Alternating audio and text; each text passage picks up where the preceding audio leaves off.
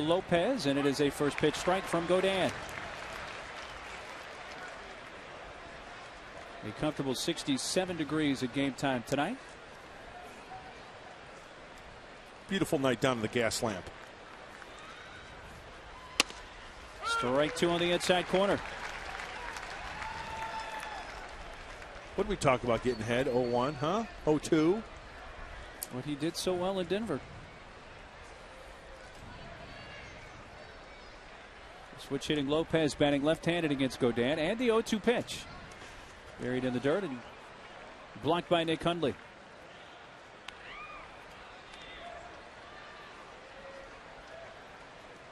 Lopez, Parra, and Upton, the top three in the order for Arizona. Lopez missed the series against the Padres in Arizona due to a hamstring issue.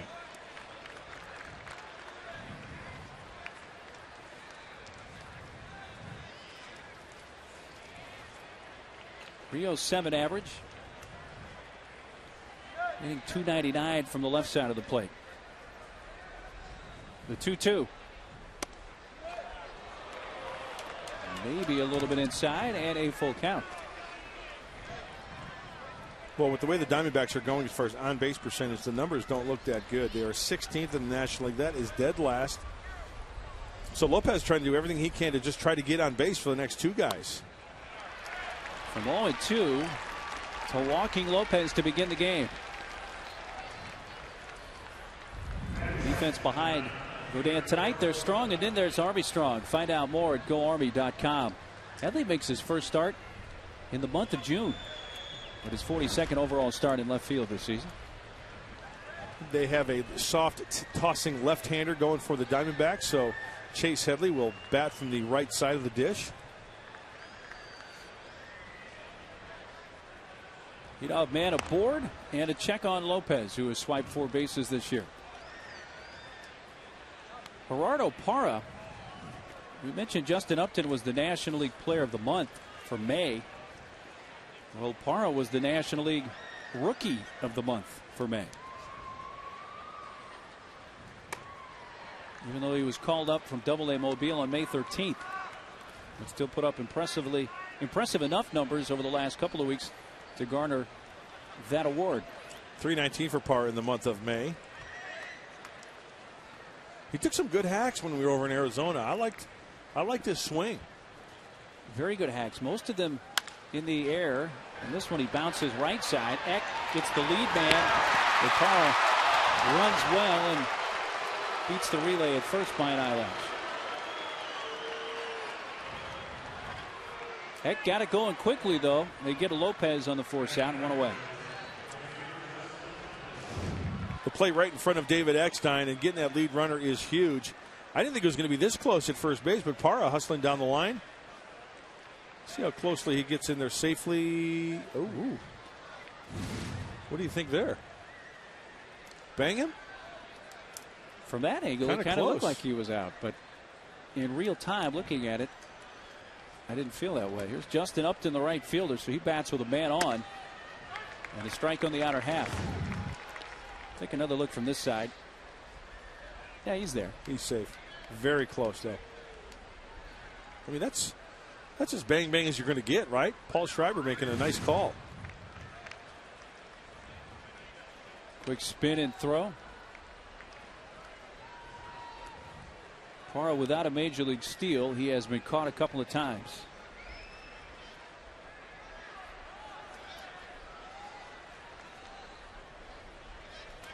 On base percentage right at .400 for Upton.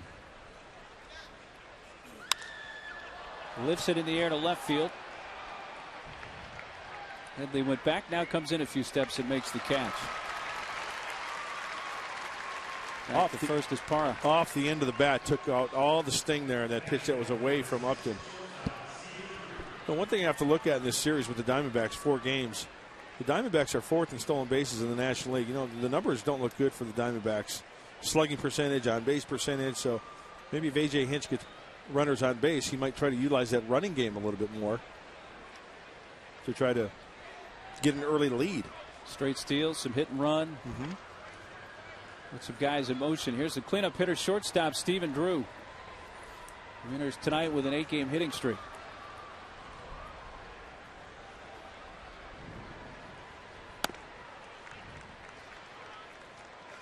And to give you an idea, Diamondbacks at 43 stolen bases. The New York Mets lead the National League with 54.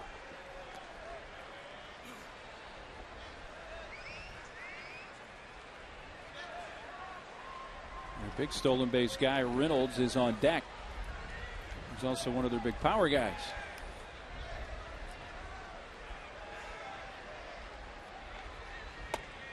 That rides inside. 2 balls, no strikes.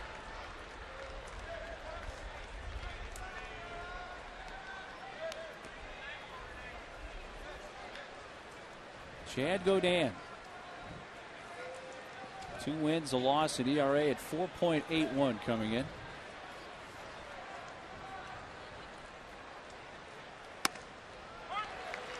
He takes that for a strike. One of the reasons why Chad was so successful in Colorado was the command of the fastball down and away to the left-handed hitters, down and away to the right-handed hitters. It was like, it was almost, he had the effect of, to where he could put a blindfold on and throw the pitch where he wanted to, because he hit the catcher's glove with some serious consistency in that game. Finds the zone there, and it's 2-2. Yeah, he had a in the zone. Oh yeah, look to him, and I mean not only in the strike zone, but you know when basketball players talk about feeling it, and players in other sports being in the zone, he certainly had the command.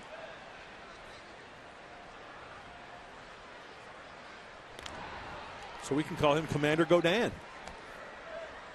Commander Godin. At least he was last weekend in Denver, that's for sure. He was. You know, talk to Darren Balsley about that outing, and you know he just raved about him. But you know, one of the toughest pitches to throw consistently is that fastball down and away to the hitters. But he did it. Gets his first strikeout. Kang Drew, and he worked around the leadoff walk. The man left on by the Diamondbacks. Out of the chase one just off that low outside corner there.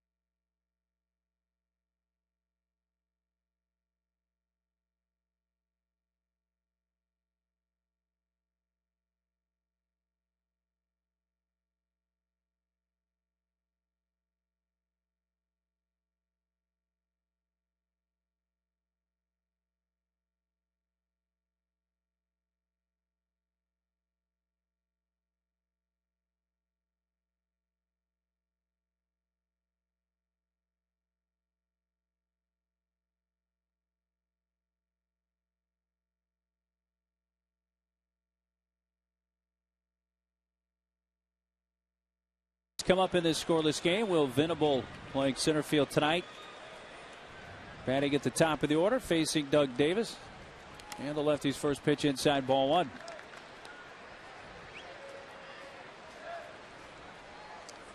Will up from AAA Portland on Wednesday.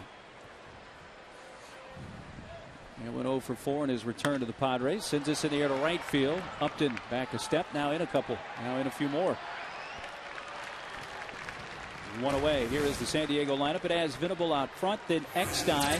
Adrian Gonzalez batting in the 3 spot with 5 homers in his last 7 games, leading the major leagues with 22. Kuz batting cleanup. Headley's in left, Giles in right, Hundley catching with Wilson at short and Godin the pitcher.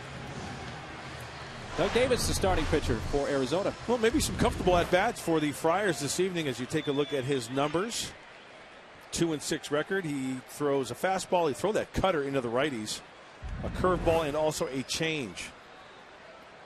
But I'm kind of caught in between on his delivery. It's either the Flamingo or the Mr. Miyagi. The wax on, wax off. Like wax on, wax off. And there's that big breaking ball that will just drive you batty. Or would, what's her name? Joan Embry love the delivery being called the Flamingo. The Flamingo she would like. 0-2 and Eck floats it into right center field for a base hit.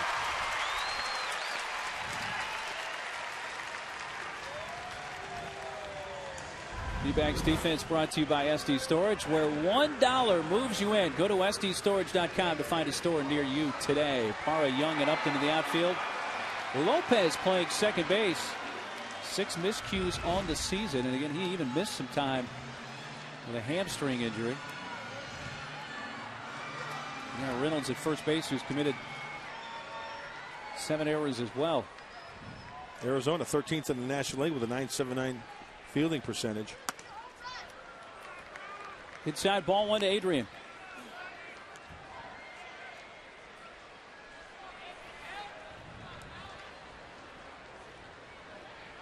.412 on base. His slugging percentage of .663 is third best in the National League.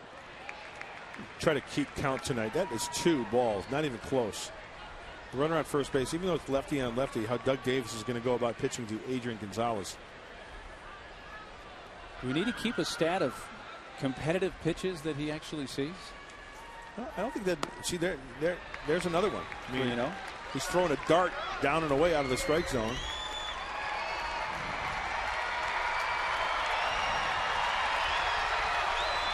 Here's a lefty-lefty matchup. And Doug Davis, not even close. Right there, basically saying,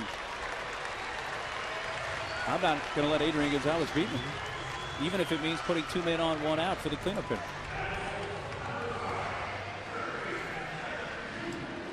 And his cleanup hitter tonight will be Kuz as A.J. Hinch got the jacket on.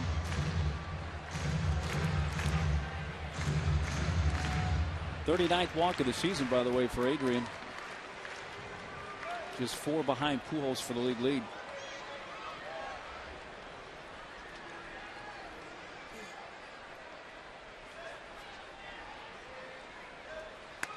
There's that cutter that Doug Davis is going to throw consistently into the right-handed hitters. You've got KOUZMANOFF, you've got Eckstein. And then the bottom of the order, Hundley, Wilson, Godin.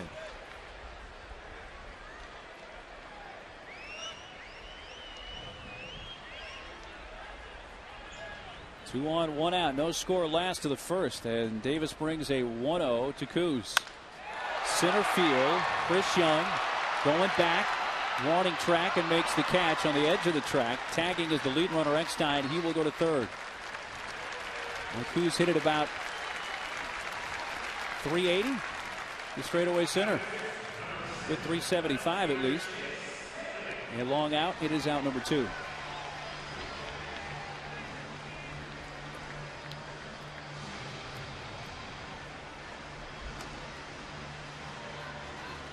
Runners at the corners for Chase Headley.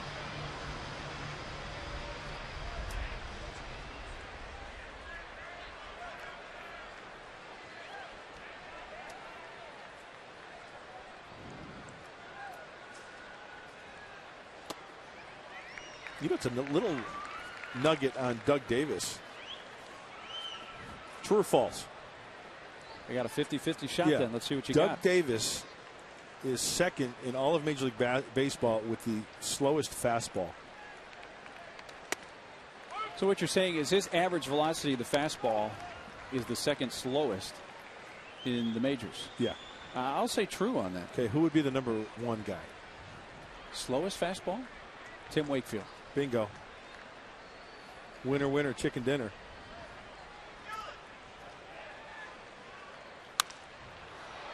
Floated behind first in foul ground, and it'll land out of reach of Mark Reynolds.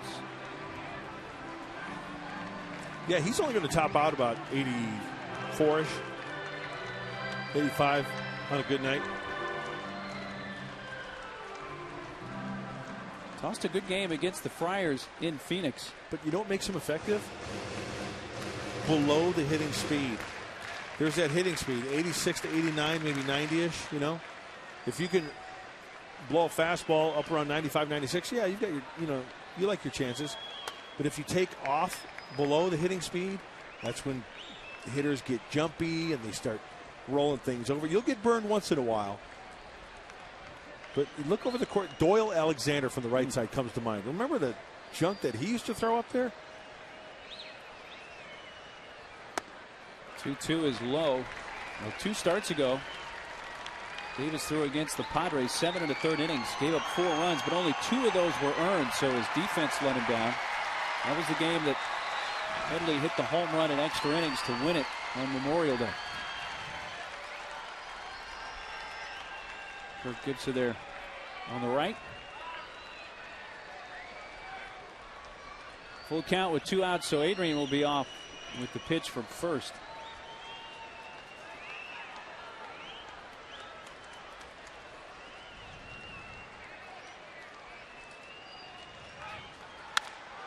Headley bounces it out to Lopez, and the Friars strand 2. Davis gives up a hit and walks 1. No score after 1.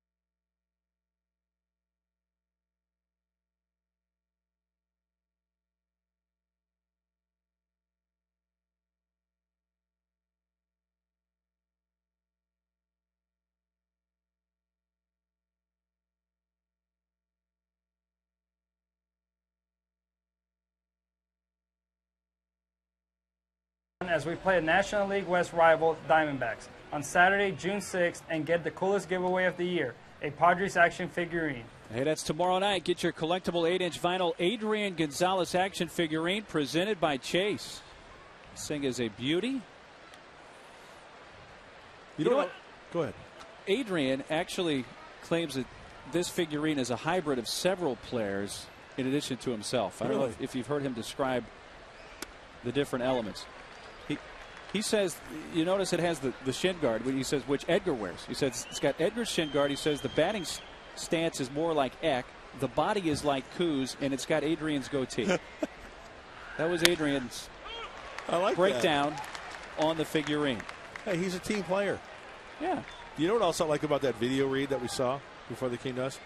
Did you see or did you hear how Adrian read it or how it was written? He didn't say, come get a figurine of me. He said a Padres action figure. It's just an action figurine. He's a humble guy is what I'm trying to say. I think he would feel very uncomfortable. Hey, dude, come to the ballpark and get something, made of me.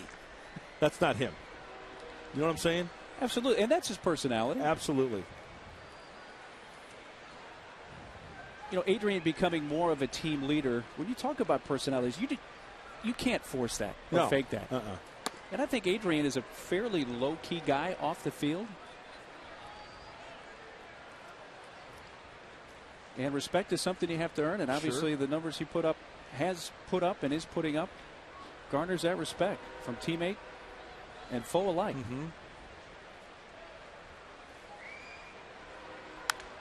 Reynolds fouls it away right side.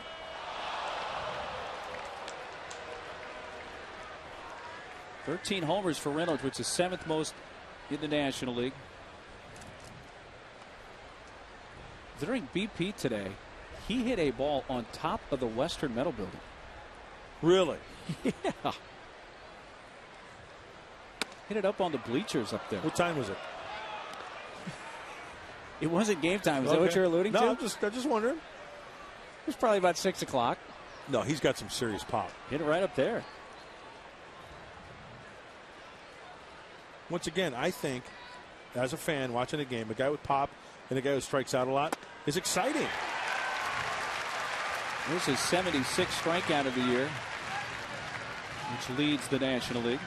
Because if you're that type of hitter and you're a fan, you want to see the long ball, but then on the other hand, you like to see him take the big old swing a la Dave Kingman. He'll get his share of home runs. Second strikeout for Godin, who fanned Drew to end the first. Catcher Chris Snyder.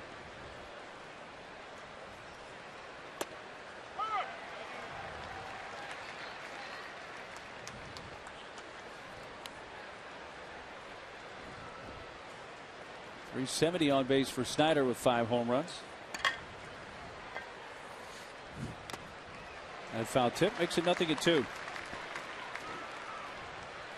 Well, Chris Snyder has led the National League in fielding percentage for the past 2 seasons catching.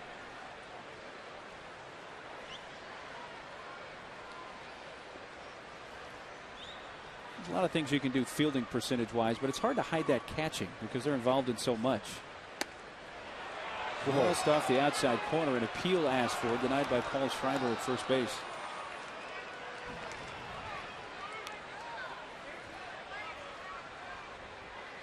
Any other player on the field, if you look at the... Yeah, I thought the pitch itself was a pretty good pitch. It was definitely high enough, according to Paul Nort.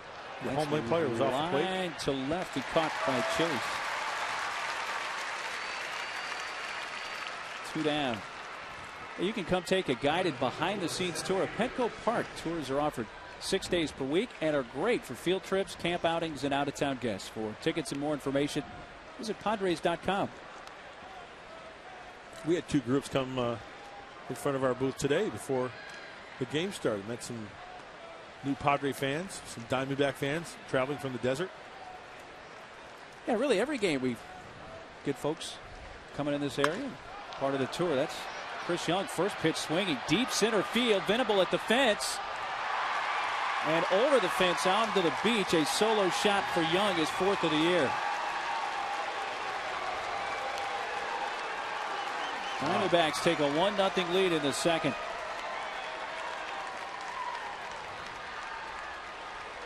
Young goes up there, hacking. Yeah, don't let the 172 average and 3 home runs now make it 4 fool you.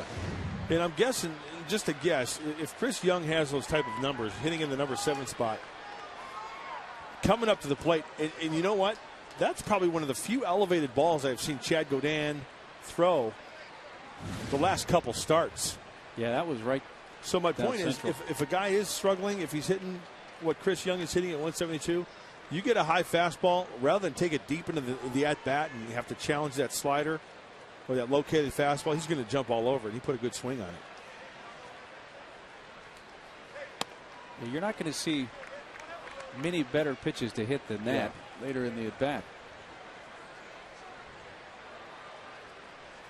That is just the 2nd home run that Godin has allowed in over 40 innings pitched as a Friar this year.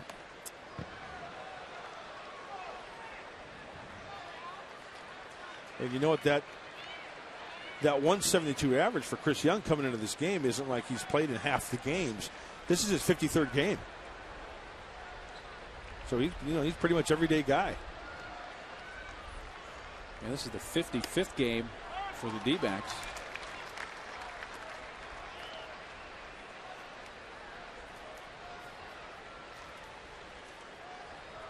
The only other home run that Godin has allowed is to another D-back, Chris Snyder, in the third inning of the Memorial Day game in Phoenix. And a walk to Ojeda. With 2 outs will bring up the pitcher, Doug Davis.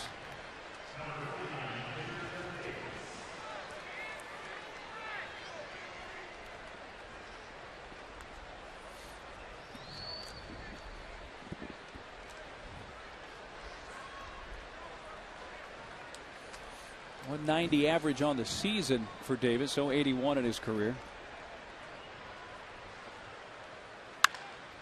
And a base hit into right field. Ojeda will stop at second. 5th hit of the season for Doug Davis. And that keeps the D-backs second alive.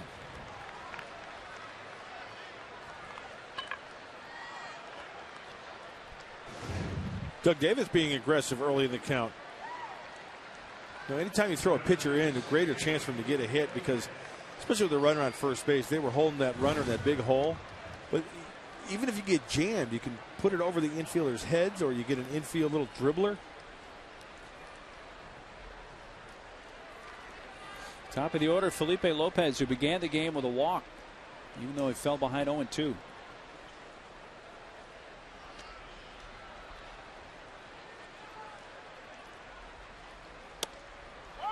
A first pitch strike.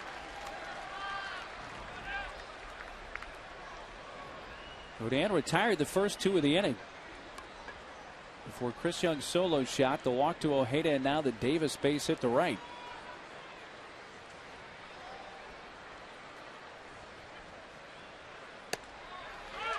Well, just like his first plate appearance, Lopez falls behind 0-2.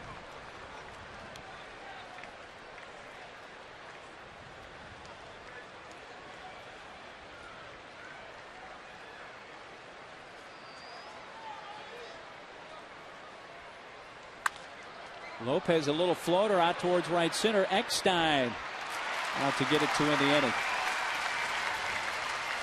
Well, a home run from Chris Young, his 4th of the year. All 4 of his home runs have been solo shots, but this one gives Arizona an early 1-0 lead.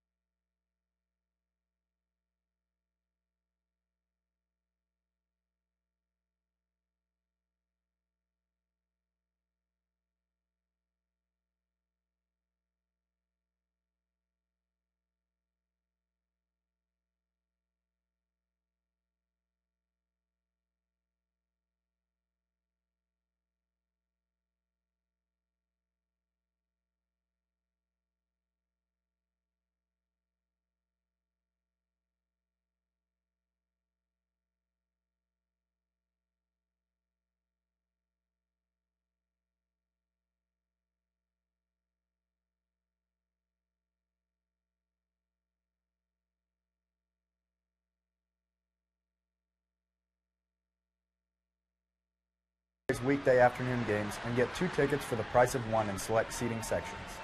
Enjoy 2-for-1 prices on tickets and Wiener Schnitzel hot dogs Thursday, June 18th with Padres 2-for-1 getaway days presented by Southwest Airlines. Doug Davis back to the mound for the D-backs now with a 1-0 Arizona lead, and Giles, Hundley, and Wilson coming up for San Diego.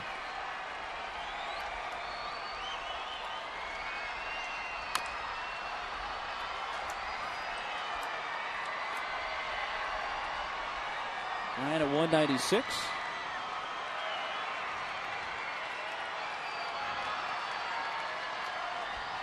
Couple of home runs at 19 driven in. He leads off. And the 0-1. Nothing at 2.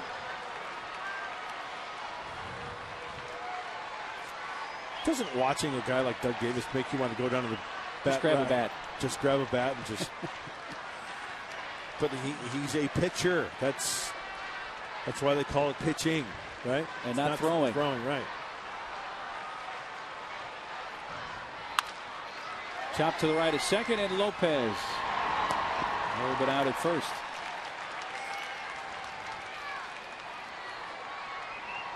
Well, Doug Davis really was one of the feel-good stories last year. Remember, he had the bout with thyroid cancer beginning of last season. Came back from that. And a couple of his better starts last year came against the Padres. Now he faces the catcher, Nick Hundley.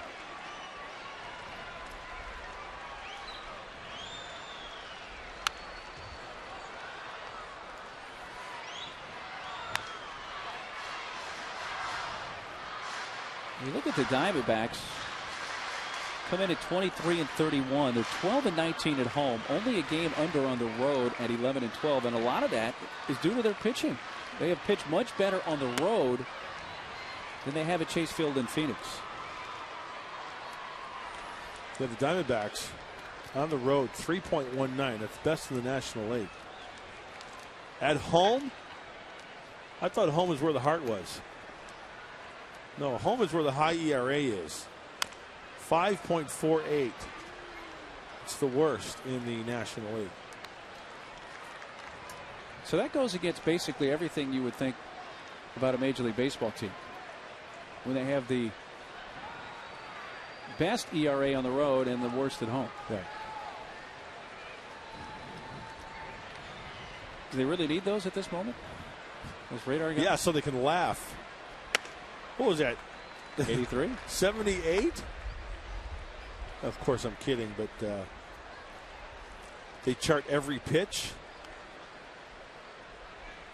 Location.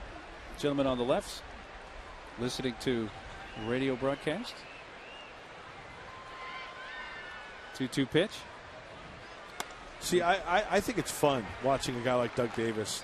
You know, watching the guys who throw 96, 98 and just, you know, strike out here, strike out there, whatever. Strikeouts are exciting, but to watch a guy like Doug Davis, I think it's a blast. 3-2 delivery. Here's his second walk allowed.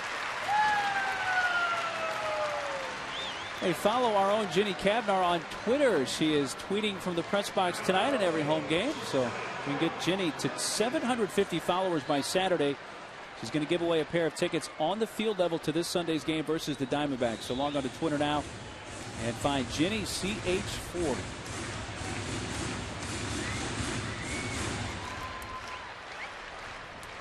Former D-back, now Friar Josh Wilson, the shortstop. His combined numbers there between the D-backs and Padres of 184. Playing in his 12th San Diego game, hitting 130 as a Friar.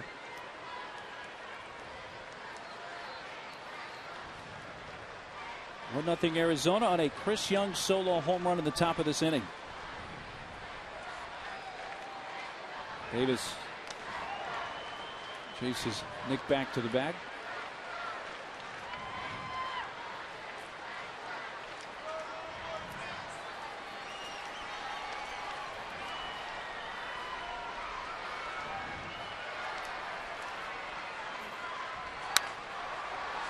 A foul right side.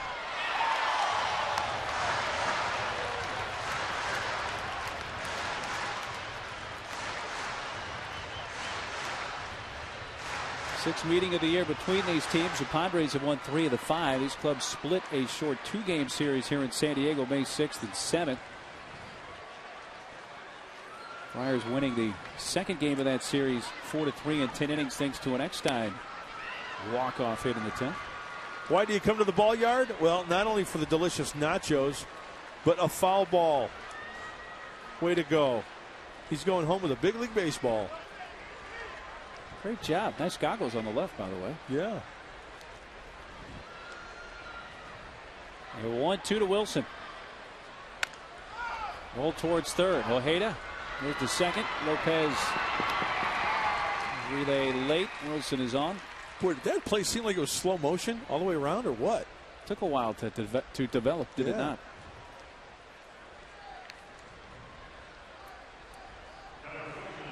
It's going to clear the pitcher spot here as Chad Godin comes up. And let's look at this regular speed.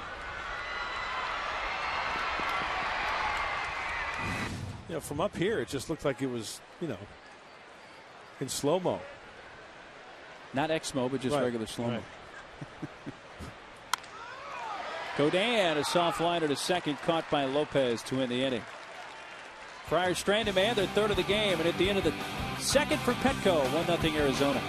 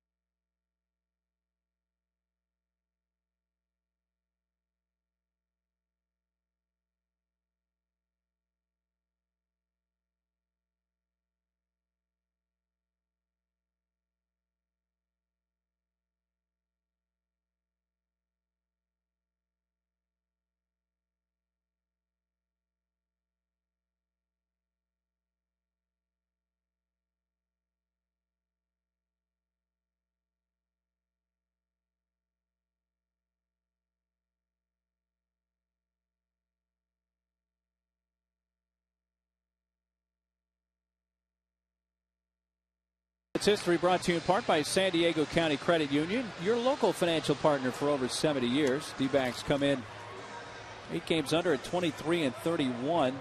Their worst winning percentage in a single season occurred in 04. They were 51-111. That's even worse than their expansion season. 98. That's a tough year in the big leagues, huh? Very rough, but A.J. Hinch took over for Bob Melvin. And they immediately signed him to what, a couple of years through 2012, yeah. I think it was. Well, the Diamondbacks have turned it around a little bit in certain categories. I've got some numbers to chew on after this pitch. Part of the order for the D-backs, Parra leading off. But Bob Melvin was let go after 29 games, so tonight's game being the 26th for A.J. Hinch, but the last 25 under the new skipper. Their batting average has gone up 40 points collectively. Pass Godin, Eckstein able to gather it and throw out Parra. Before it was 222, now it's at 262. On base percentage has gone up 36 points. Slugging percentage up 38. Runs per game has gone up from 3.6 to 4.8. That's significant, more than a run per game. Yeah. So, you know, they're starting to do the little things. Justin Upton can do the little things and the big things. He's flied to left tonight. Swings to the first pitch and pops it up right side. Adrian calling for it. 2 down in the Snakes' third.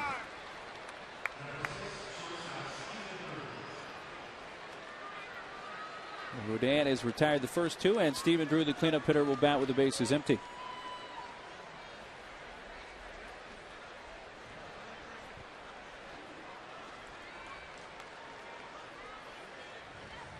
8-game hitting streak, 0 for 1 tonight. He fanned in the first. 1 of 2 strikeouts for Godin. Strike 1.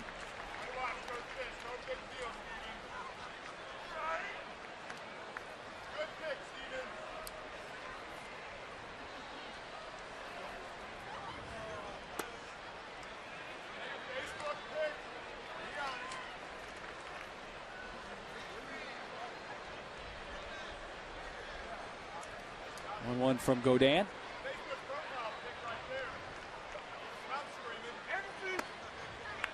Down and in again, 2 balls and a strike. Good year last year for Drew. Hit .291, 21 homers and 67 RBIs. His best overall year in his brief big league career. Sends this in the air to center field, left center, and Venable on the move. Godin sets him down in order for the first time. Top of the order coming up for San Diego.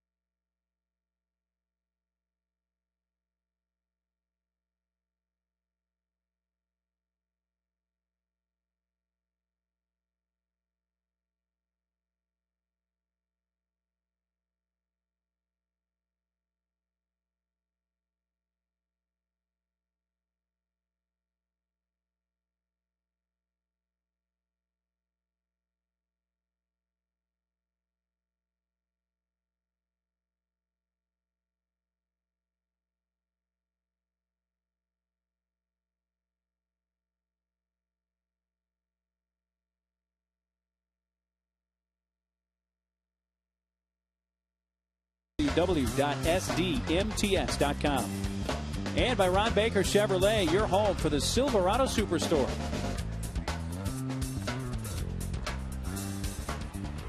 Gorgeous Friday evening. Top of the order up for the Friars in the third. 1-0 D-backs on a solo shot from Chris Young in the second. Will fly to right in the first and is 0 for 1. Well, hopefully the Padres can get something started second time around against Davis. Wow, quickly ahead 0-2. Only 1 base runner. 2 base runners, 3. 2 walks and a hit.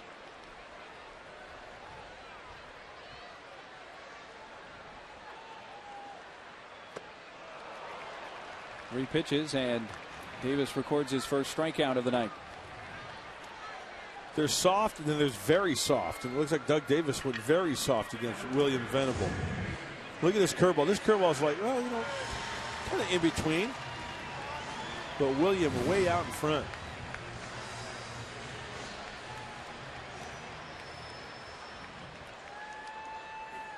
Eckstein has the lone San Diego base hit.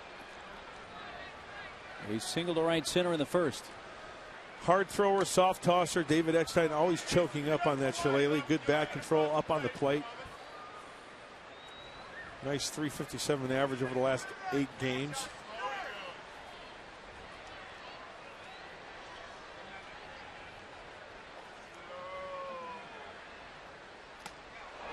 Leads back from that one tight. 2 balls, no strikes.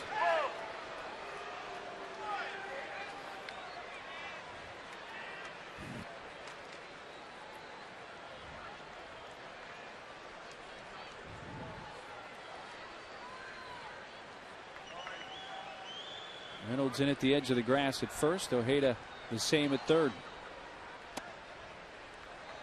3-0. Well, the excitement's just killing me this game.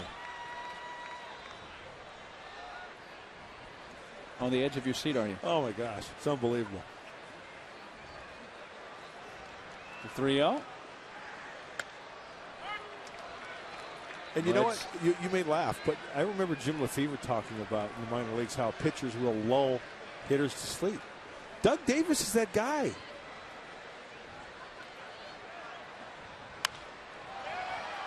Out to left field. Parra got a late break, and the shortstop goes all the way out. And STEPHENDREW makes the catch.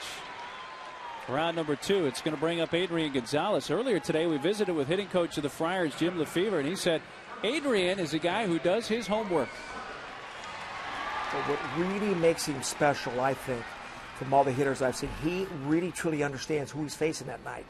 When they bring relievers in, he knows what they throw. He knows what pitches they're trying to get him out with, what they can get him out with, which ones he's not going to swing at. He just has great professional approaches with that beautiful swing, and that's what we're watching. And it is fun to watch. 22 home runs, most in the major leagues. And that's why I think when we look in the dugout and we talk about Adrian Gonzalez after an at-bat, he'll usually go to somebody and he'll talk to somebody. Maybe it's a guy who's coming up that inning, or maybe it's a guy who's going to come up next inning, and he will share his thoughts on what he saw and what he knows about that particular pitcher. Yeah, his success isn't coming by accident. There's a lot of hard work, a lot of preparation. A lot of it with that man, Jim Lefevre. Oh, yeah, you're not going to get shortchanged with work with Jim Lefevre as your hitting coach. 2-0. There's the first strike Adrian has seen tonight.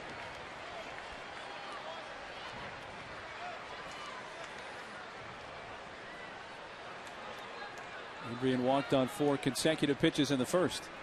The 2-1.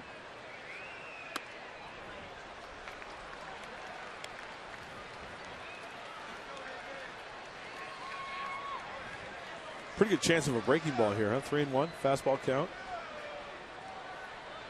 It's a real good chance. Well, he got one. Got a fastball, and it's pulled behind first. And Reynolds is there and takes it himself. Well, Davis sets the Friars down in order. That's what Davis does. Keeps off balance. He was sneaky during that at bat.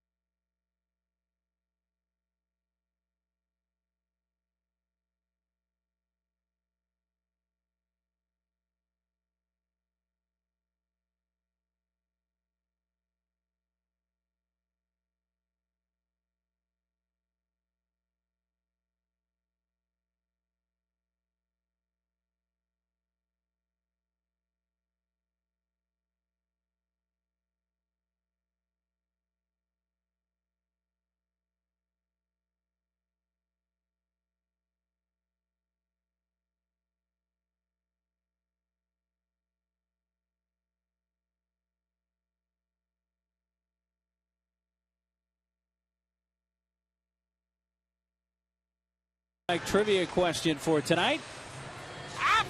And our question, which Diamondbacks coach was an All-American football player, a wide receiver in college? The answer coming up in a bit. Good question. Reynolds leading off, 0 for 1 with a strikeout.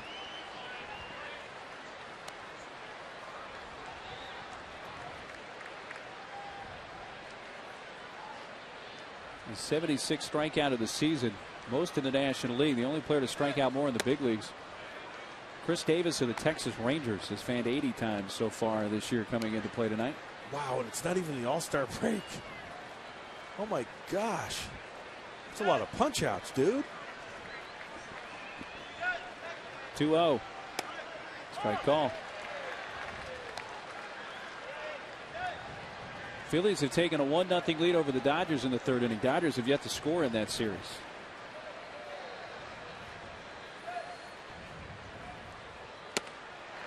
Two and two.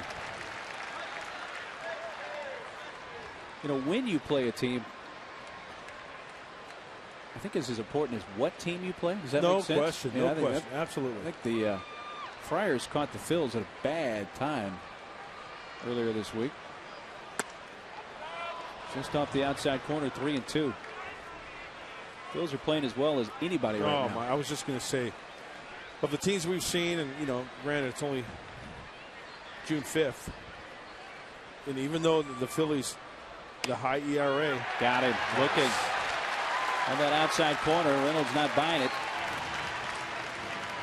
Well, honestly, I think Chad Godin may have gotten a call here as we take a look.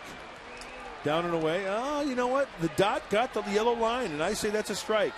You know, after further review, the call has been changed. That is a strike. Oh, you're such a pitcher.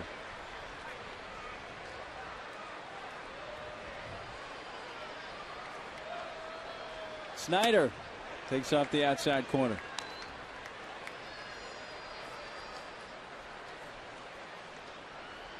SNYDER lined out to the left fielder Chase Headley in the second.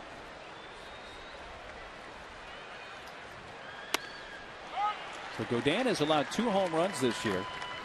One to this guy SNYDER, the other to the guy on deck, Young, who homered in the second tonight for the game's lone run.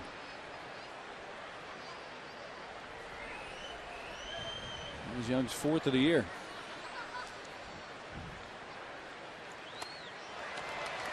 Out in front there, ball and 2 strikes. He's got that slider working.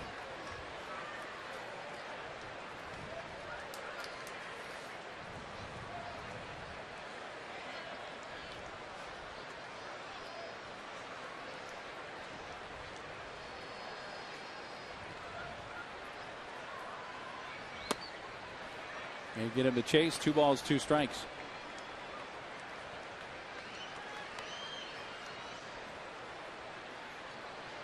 I mentioned his fielding percentage his first time up. He's one of 3 catchers who did not commit an error last year. The other's Chris Iannetta. The other was Brandon Inge. Well, Inge did not see as much time catching as the other 2.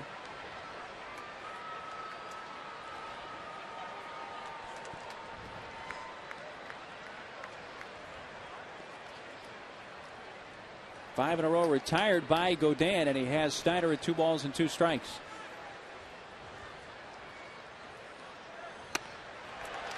Back-to-back strikeouts, and now 4 on the night for Godin. Hey, time for the Subway $5 footlong fan poll, and the question: should Major League Baseball reduce the schedule to 154 games? A, yes, B, no. Text Subway to 269-411. All of the owners in Major League Baseball right now are texting B for no. All of the players are texting A for yes, maybe. Yeah. It's not going to happen, but I wouldn't mind going back to 154. Yeah, that's like putting the toothpaste back in the tube. That's just not going to happen. Yeah. Solo shot for Young to center in the second.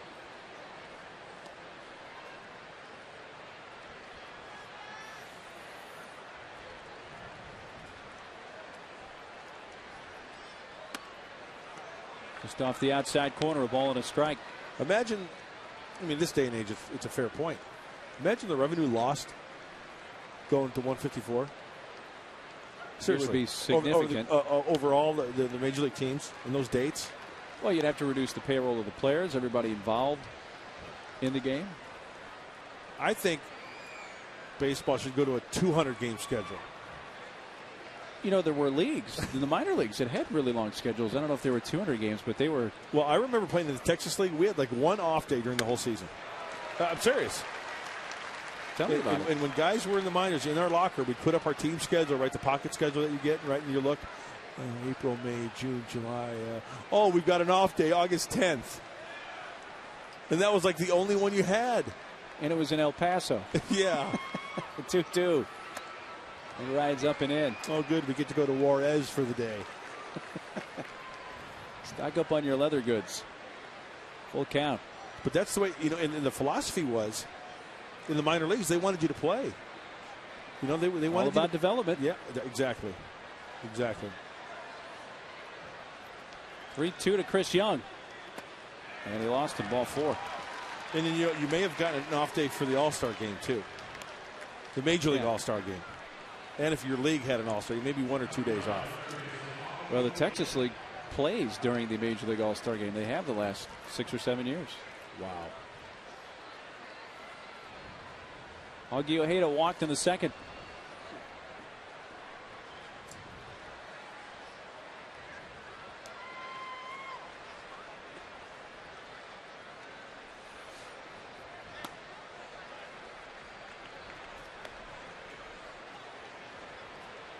Ojeda has been a .286 hitter, left-handed, 143 from the other side of the plate.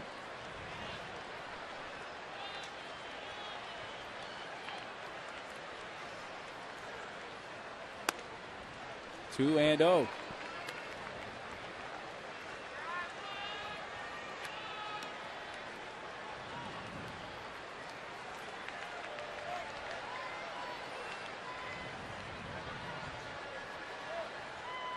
And retired the first two, Fanning, Reynolds, and SNYDER, but walked Chris Young behind in the count and throws a strike to Ojeda at the knees.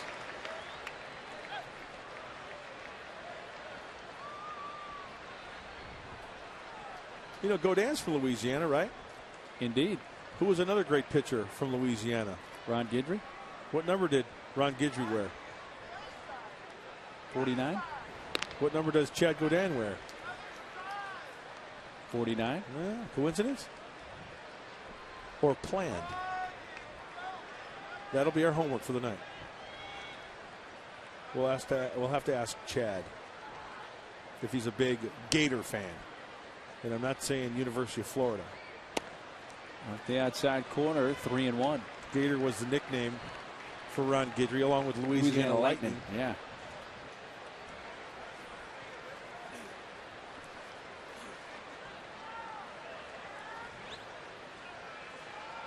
Chris Young's got a little bit of speed there at first base. And Godin under through the bag. Adrian dug it out and kept the tag on Chris Young.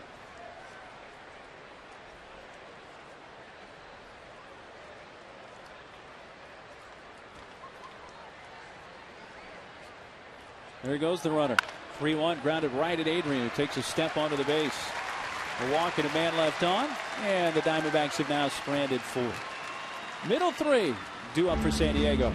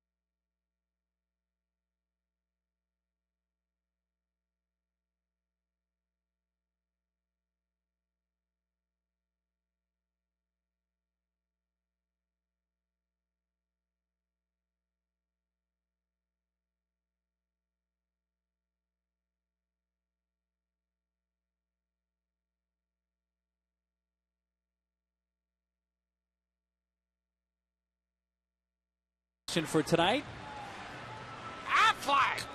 Our question, which Diamondbacks coach was an All-American wide receiver in college? And he played the Big Ten. Kirk Gibson was a wide receiver at Michigan State. Well, as an outfielder on their baseball team. Spartans. Steve Garvey also played at Michigan State. Both sports. Right. Gibby, who was drafted in the NFL draft by the NFL St. Louis Cardinals in the late 70s. We're now the Arizona Cardinals, of course.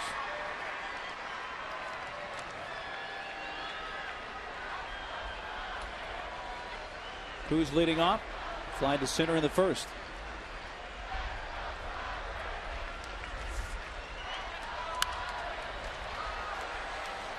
Headley follows, and then Brian Giles in the San Diego fourth. The only run, a solo shot from Chris Young in the Arizona second.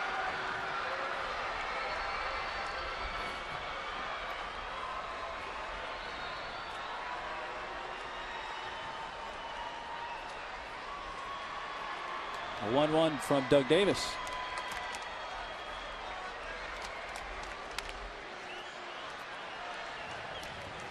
I don't think I've seen back-to-back miles per hour the same from Doug Davis. But for the most part, keeping it below that hitting speed, as you called it. Right, exactly. That one at 81. The previous one was 79. You know, just when you anticipate maybe a breaking ball, you start to maybe, you know, you're staying back. Okay, but wait, and then all of a sudden, bang, the fastball at 85. Fastball tonight's only been 78 to 84. A big curveball in the high 60s fouled off.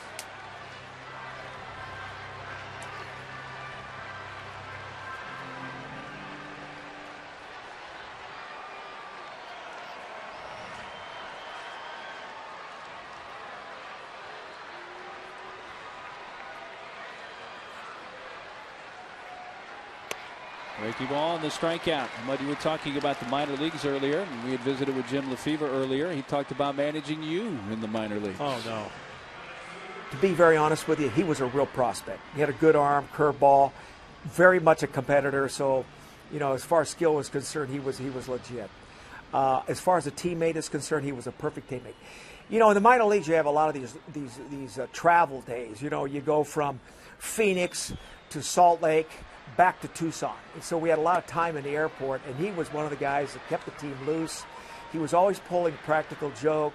He was had a real great sense of fun that came around him that really, you know, it went into the team. He was a great teammate, and it was great to manage. And I had a lot of fun with Mark.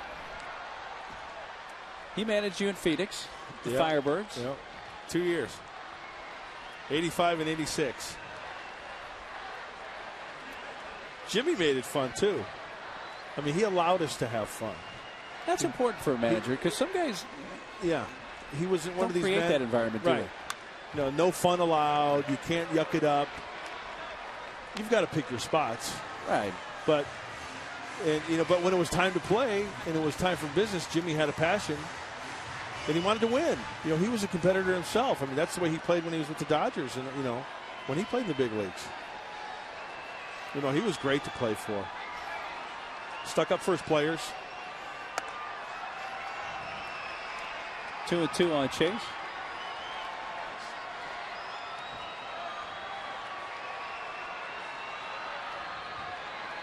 One out, nobody on in the San Diego fourth.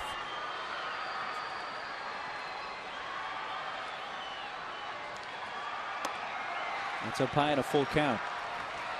You know, there have been a handful of players that didn't play in the minor leagues.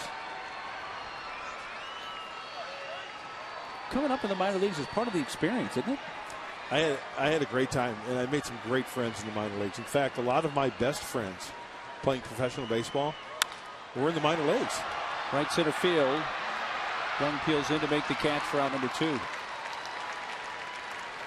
All the pretenses are down. You meet guys under different circumstances. They're all trying to make it. Lifelong friends. Absolutely. The way Jimmy LaFever was talking about this legitimate prospect, I thought we got our tapes crossed there at the beginning. I'm like, wait a minute. I thought he was talking about Grant. Giles with 2 outs. That big breaky ball is up high. And you know what? It's kind of been something that's bugged me all these years. Is that because the way I am and my personality, a lot of people thought that because of that I didn't take the game seriously. And you know what? That really, really bugged me. Because when I was out on that field, I mean, it was go time. It's all business. The results may not have been up to the expectation of the scouts or the manager or the organization, whatever. But I tell you what, I wanted to win for our team, and I wanted to take the ball, and but it's like the scene in Bull Durham. Until you win 20 games in the show, the fungus on your shower shoes you're a clown, okay? Until you win 20 games, then you can have fungus on your shower shoes. The press will eat it up. You're right? eccentric, yeah. But if you don't, clean it up. They take that against you. I know exactly what you're saying. The 3-1 to Gilly. A strike call.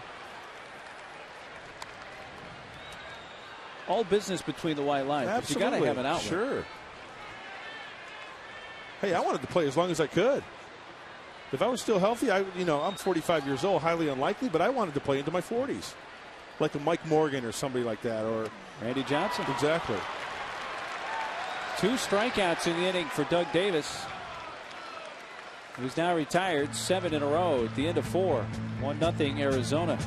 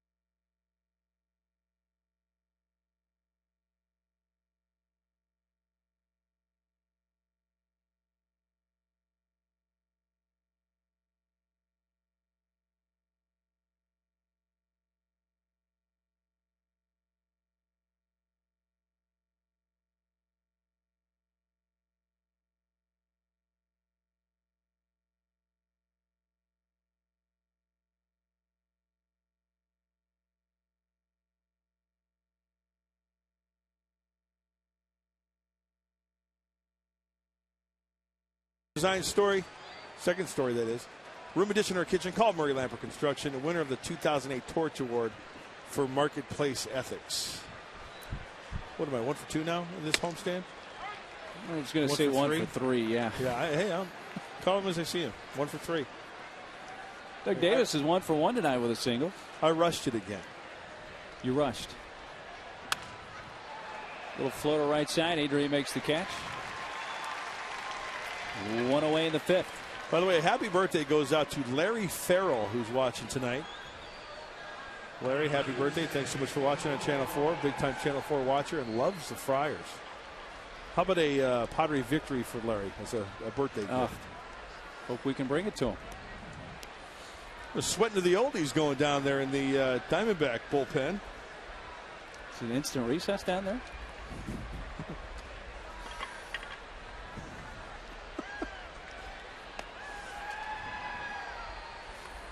Top of the order, Felipe Lopez walked to begin the game and then popped out to Eckstein in the second.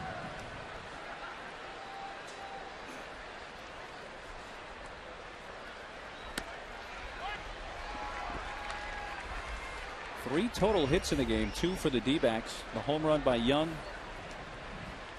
and a single by the pitcher Davis. The one San Diego hit, a first inning single by Eckstein. Yeah, I think the 2 hits that, there's 3 hits like you said, excluding the home run. I think the 2 hits add up to like 180 feet. Yeah, in distance, yeah. Right. Both little flares.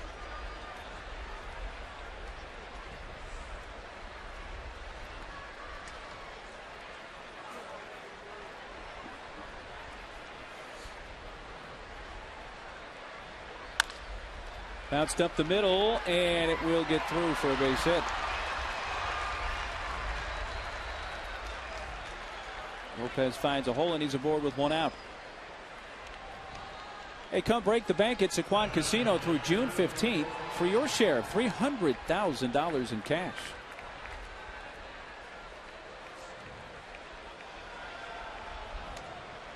Third D-backs hit. There's another one though, Bud, that just kind of found a hole. Both pitchers are avoiding the sweet spot. Off the end of the bat, down by the label. Parra's reached on a fielder's choice and grounded out to Eckstein.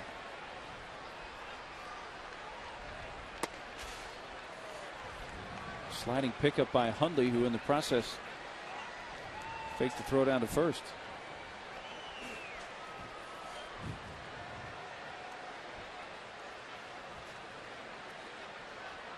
A hit by Lopez, the first Arizona hit since the second inning.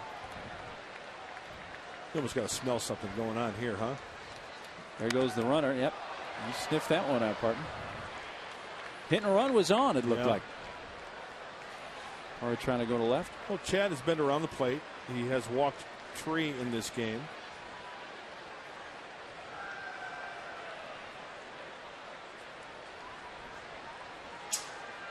Fastball count. And you know another thing, Chad Godin's been throwing a lot of sliders. That's a good pitch for a lefty to try to hook in that hole on the right side. There's a fastball, can catch up. Phillies have upped their lead to 3-0 over the Dodgers in the 4th. Giants beat the Marlins 2-1, and the Rockies are up big on the Cardinals 11-4 the 9th in St. Louis.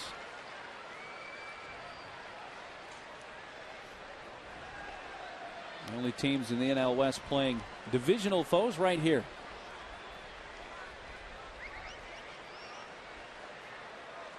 D-backs and Friars game 1 of this 4-game series.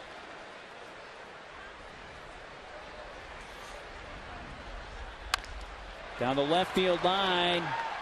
Fair, bouncing into the corner. Lopez, who can motor, being waved around third by Chip Hale. He is going to score. No relay by Josh Wilson. It's an RBI double for Gerardo Parra. And it's 2-0 Arizona.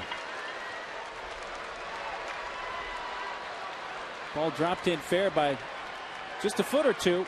And that was a case of a slider not being pulled. Why? Because the slider was not in the spot that he wanted it. This ball just stays fair. Oh, just inside the chalk line. And then Chase Headley couldn't cut it off right at the wall. With Lopez being waved around by Chip Hale.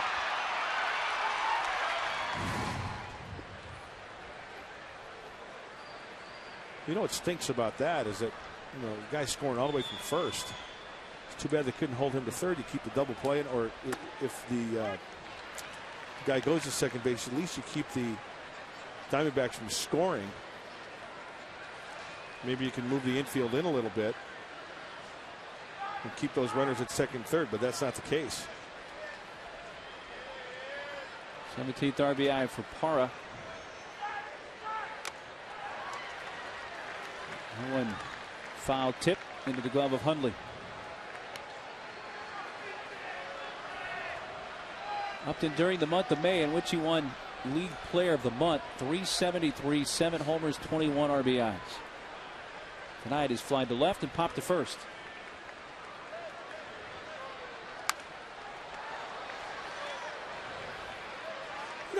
the more and more I see Chad go down, I wanted to talk about his mechanics a little bit, because, you know, when we talk pitching, we always talk about a downward plane. I don't think Chad falls into that category, but I also would not classify him as a drop and drive guy. But he does lower his body more than most pitchers. Now, when you watch his back knee, it's kind of low, and I think that's how he tends to keep the ball low in the zone. Wild pitch there. It's tough to do, consistently keep the ball in the zone low. Looked like that was like a two-seamer or maybe something off speed that he yanked into the dirt. Well, that puts Parra at third with one out, and it brings the infield in. Chad electing to go from the windup with the runner at third. Feel that he has better stuff from the windup. And he gets Upton to chase one off the plate and strikes him out for out number 2.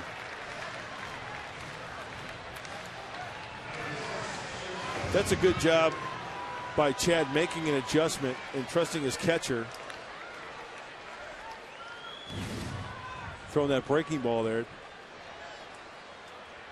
after spiking a pitch and then going back to a breaking ball down and away for the strikeout. 5th one for Godin. I'm just glad that ball didn't get by Nick Hundley. Kind of looked like he had a little trouble with that breaking ball away. Cleanup hitter Stephendrew is fanned and fly to center.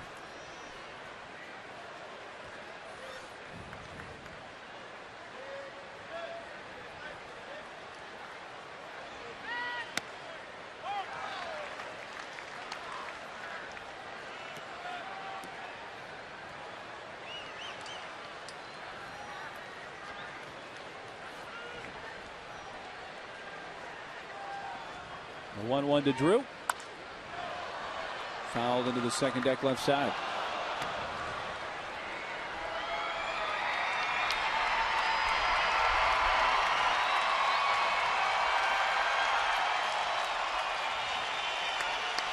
Parra at third with 2 down. Diamondbacks batting top of the 5th. And Drew requests time. 8:24 p.m. There you go. I'm going to be expecting that at some point. The 1-2.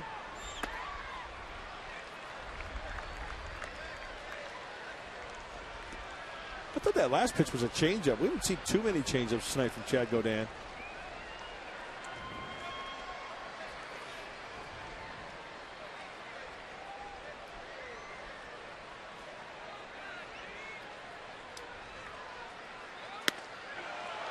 Just off that outside corner, and it goes full.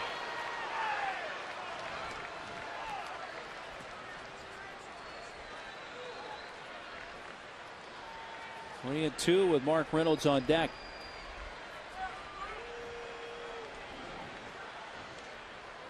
And shook off his side, now brings the 3-2 and walks Drew.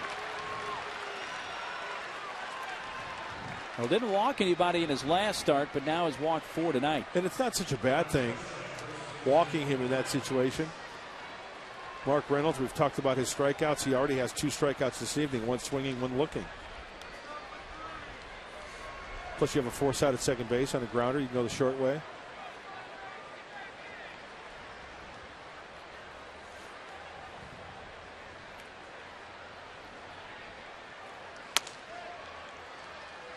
A 91-mile-per-hour fastball is ball 1.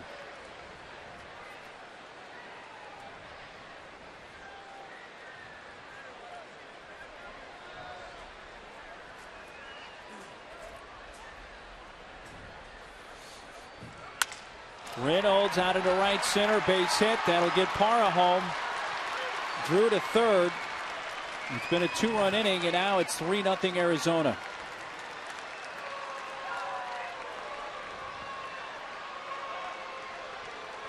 Aaron Balsley to the mound.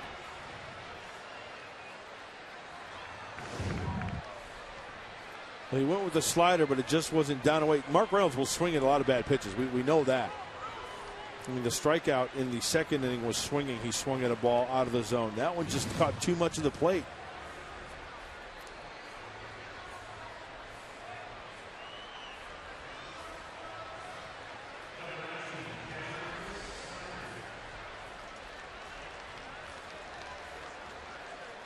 The runners are at the corners.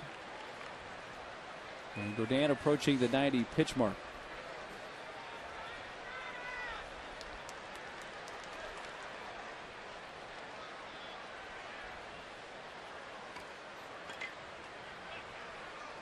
Catcher Chris Snyder has lined to left and struck out.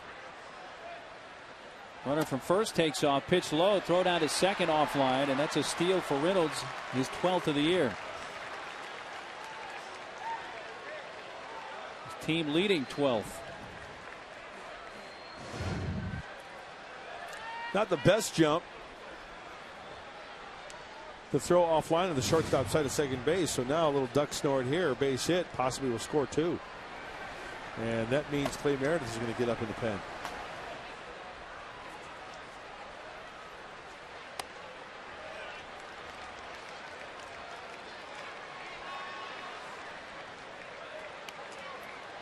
Godin got the leadoff man, the pitcher Davis, on a pop-up, but Lopez singled, Parra an RBI double.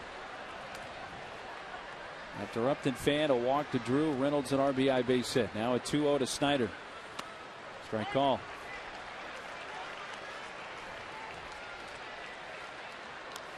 You know, Chad Godin 1 pitch away from keeping it at 3 or 1 pitch away from making it 5. And that's what makes baseball and pitching so tough. He's thrown 92 pitches. Line just out of reach of Eckstein into right center field, and that'll mean 2 more for the D-backs. Drew and Reynolds score, and it's 5-0.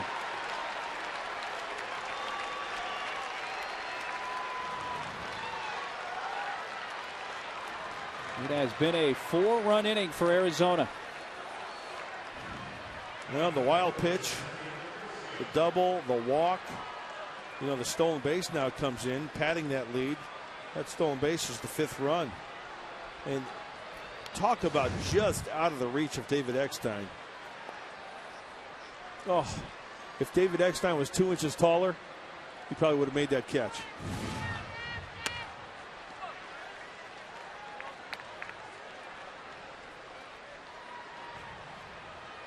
The pitcher's spot is due up 3rd in the bottom of the inning for the Padres. Chris Young now the 8th man to bat in the inning for Arizona, and he's homered and walked tonight against Godin, and that's 2-0.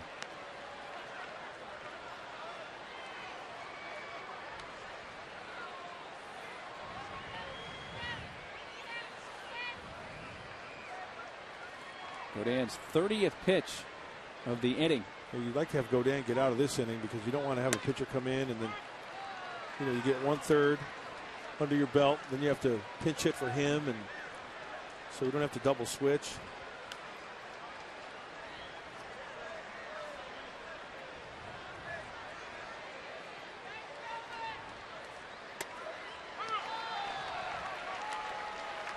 Two and two.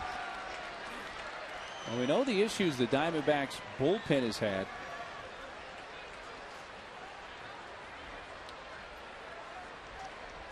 Padres would love to get into that D-backs bullpen, especially the way Davis is going tonight. Here's strike 3 looking on Young. And Arizona scores 4 times on 4 hits in the inning. Bottom 3 due up for San Diego.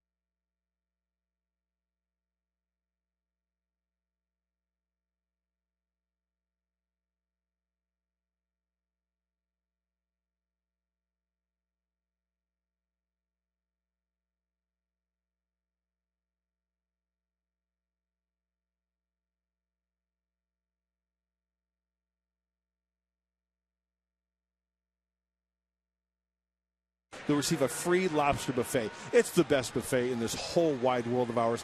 Not only the best buffet, but great steaks, seafood, sushi, and the dessert tray is unbelievable. In fact, you know what? He likes free. I'm going to give him my sunglasses free because, you know what? He's the star, and you can be the star at Valley View. Free. Join the Players Club, will you? Nice Come on. Sunglasses. The Elvis estate called. They're going to need those back. I learned a long time ago, and it's been an old saying, so don't think that I originated it or came up with it. If it's free, it's for me. Or if it's free, give me 3. Good Bono. Bottom 3 up for San Diego. Now down 5-0 here in the 5th. Hundley, Wilson in the pitcher spot, due up third.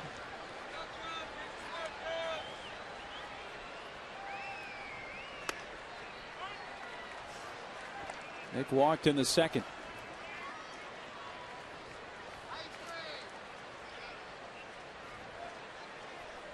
Seven in a row retired by Doug Davis. Padres have not had a hit since the first when Eckstein singled.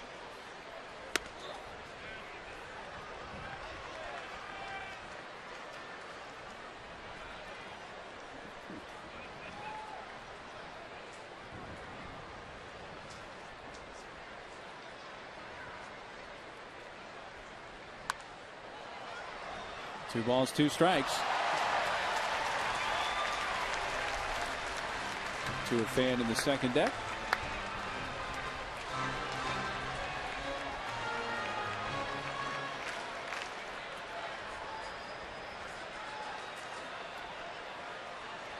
Two and 2 on Hundley, leading off the San Diego 5th. That swing right there, indicative of everything Davis is doing tonight. I was just going to say, with Doug Davis out there, and my reference is going to be to this guy later in his career, but I was going to say, what the Frank Tanana is going on out there? Remember Frank Tanana later in his career? Well, yeah, he was a power couldn't pitcher break a early, pane of glass. And then he was a totally different pitcher later. Could you imagine in the early days with the Halos, the Angels, California Angels, facing Ryan one night from the right side and Tanana from the left side? Tanana blew like 97, 98 before he blew out. And then he blew out, and then he came back and pitched another, 38 years in the big leagues? Seemed like it. You know, you mentioned Randy Johnson. He got win number 300 yesterday in Washington at 45 years of age. Pulled sharply foul past third. He becomes the 24th player in Major League history to win 300 games. And now the question is, when will we see another 300-game win? It looks like it's going to be a while. Oh, good question. Some say it won't happen again, but you know, forever is a very long time. Right. It'll happen again. Yeah, somebody will come along. J.B. Moore with 250 wins, the active leader. You know, Carlos Zambrano won his 100th game. Is he a candidate? I'm not bringing him up because I think he is a candidate, but you never know. Him, Roy Halladay. All guys way off, but got to have some longevity. 3-2 to Nick. That leaves play foul. Nick hanging in here, seeing some pitches from Doug Davis.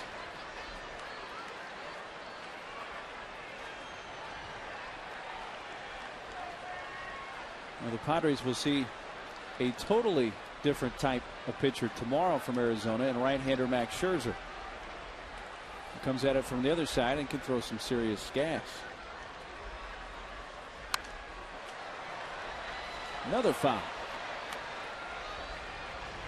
By the way, already seen 10 pitches here.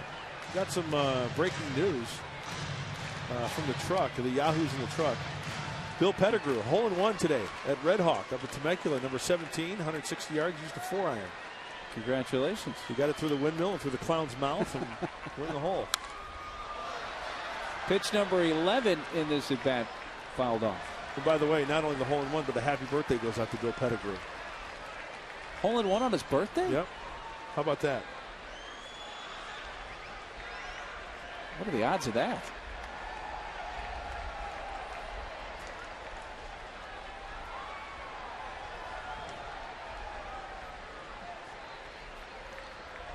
Big deep breath from Doug Davis and another 3-2 pitch. And he walked him. Very nice plate appearance for Hundley to work the walk to begin the 5th.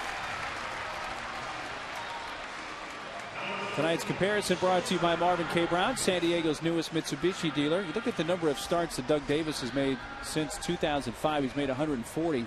The Padres as a team have had 77 starts from a left-handed pitcher. And, of course, they have no left-handed starters on their roster currently. Right.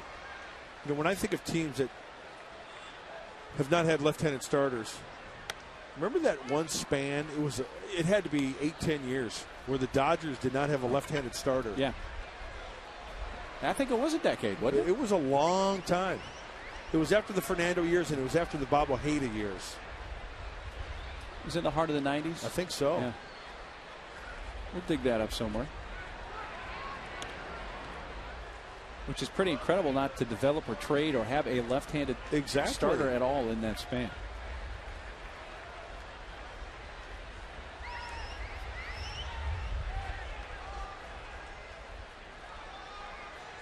Friars handled leadoff man on base for the first time in this game, and Davis paying close attention to Nick Hundley. Doug Davis not the best move over to first base, but he has to try to keep him close when he has that big delivery, that big leg kick, that flamingo delivery. And shortened up there. Lucid shortened up as well and takes it out of the zone, 1-1.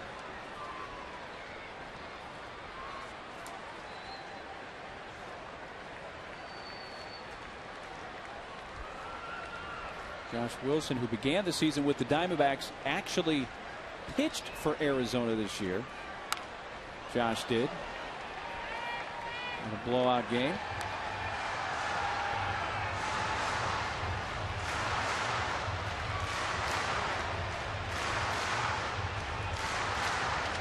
And the Padres got deep into that 16-inning game as it turned out against the Reds. If they had run out of pitchers, Josh Wilson's name was being bandied about down in the dugout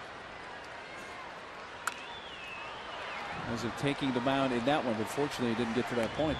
Hey, speaking of left-handed pitching or the lack of left-handed pitching, our crew in the truck will always do a great job. You ask and you shall receive. Los Angeles Dodgers, they went a span of 681 games from 1992 to 1997 when they did not have a left-handed starter. Well, not as long as I thought, but a significant time. About 6 seasons there. 2-2 now on Josh Wilson. Edgar Gonzalez in the on-deck circle to bat for the pitcher Godin.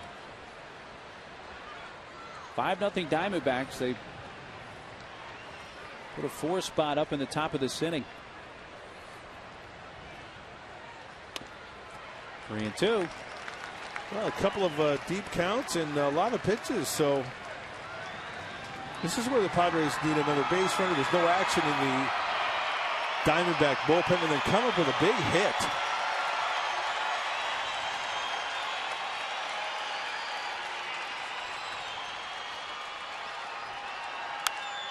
Josh sends it down the right field side. It will fade foul. Okay, I've got another homework assignment for us tonight there, Neely. Our first one was what? Chad Godin's number, right? Because number 49.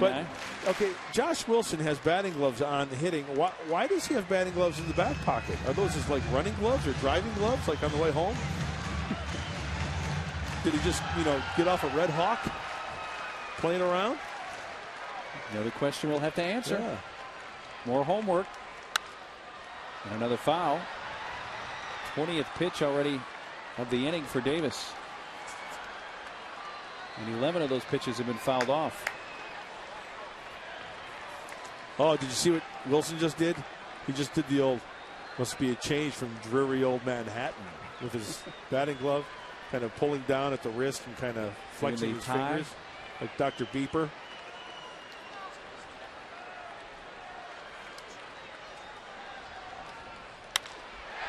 Left center field. Parra over in the alley makes the catch. Hundley returns the first one out.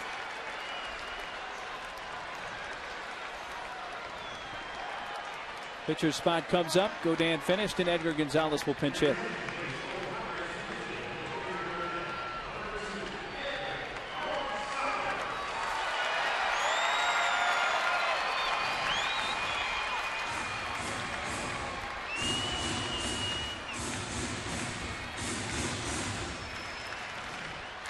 Five innings for Godin.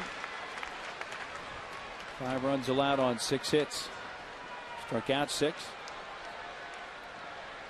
And walked 4. Hey, speaking of pitching, have you heard the latest? How Philadelphia trying to beef up their rotation? They're showing some interest in Brad Penny from Boston. Heard he's on their radar, yes. Yeah. And Penny was pitching tonight.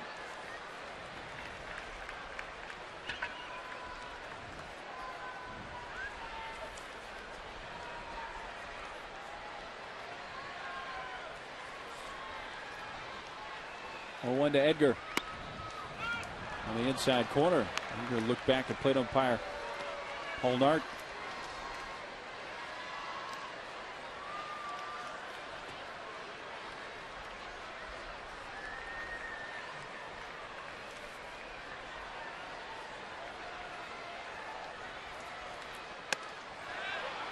Appeal, and he went over to Paul Schreiber. A strikeout, 2 away.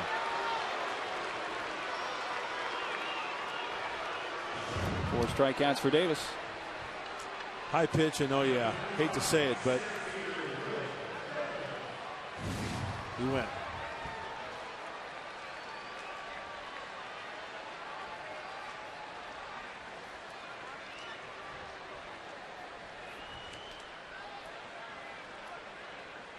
Will Venable. Will has gone 0 for 2 so far.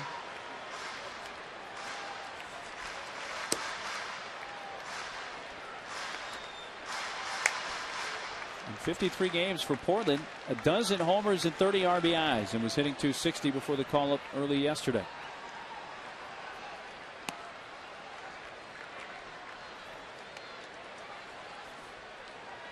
Oh for 6 since the recall. 0 for 4 last night. Tonight is fly to right and struck out.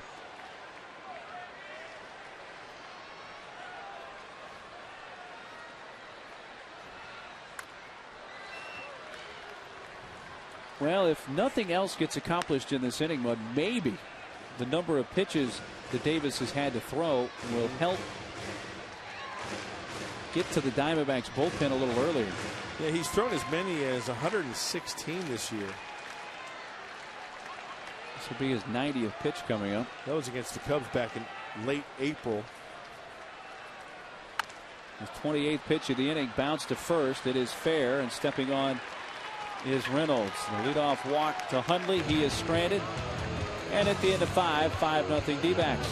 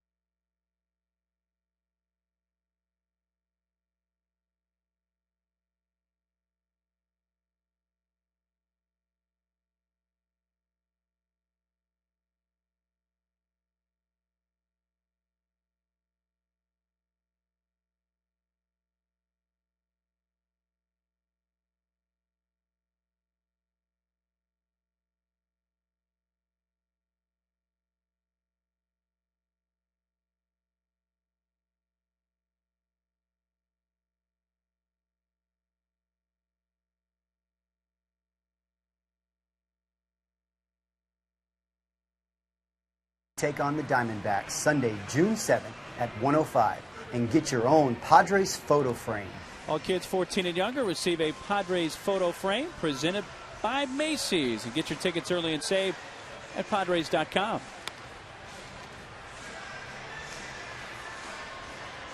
The left-hander comes in for San Diego, Joe Thatcher.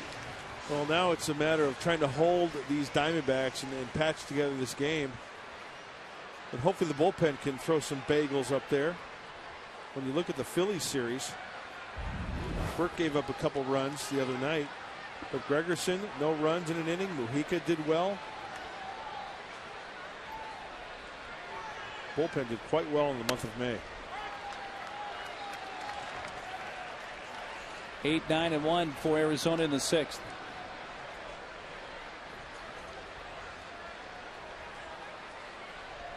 Third baseman Augie Ojeda fouls it off his foot.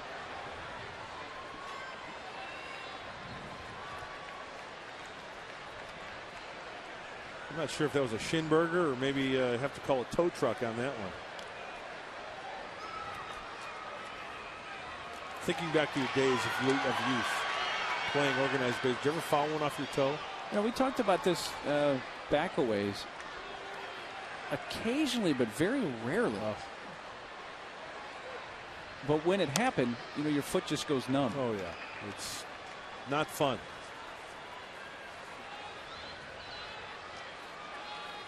When you squared up as many balls as I used to, though, you'd very rarely foul the ball off your foot. I couldn't even get it out with a straight face. Yeah. Ball and 2 strikes on Ojeda.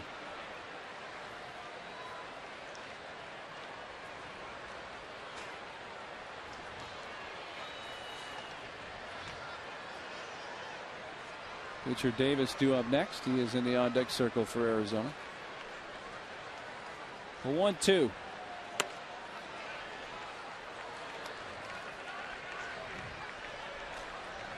Walk in the second for Ojeda, and he grounded out to Adrian at first in the 4th inning.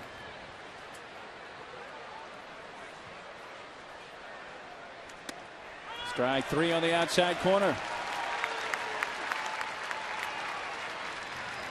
Ojeda out looking. Well, Joe Thatcher put up some good numbers when he was down in AAA. He had a 1.29 ERA, 14 appearances. And you know, no matter if it's a 5-0 game or a 5-5 game, whatever, Joe Thatcher needs to go out there, being the only left-hander in the bullpen, and impress and get through these lineups. Davis fouls it away. He has singled tonight and 2 at-bats. In those 17 appearances for Joe, speaking of the strikeout, he had 17 strikeouts.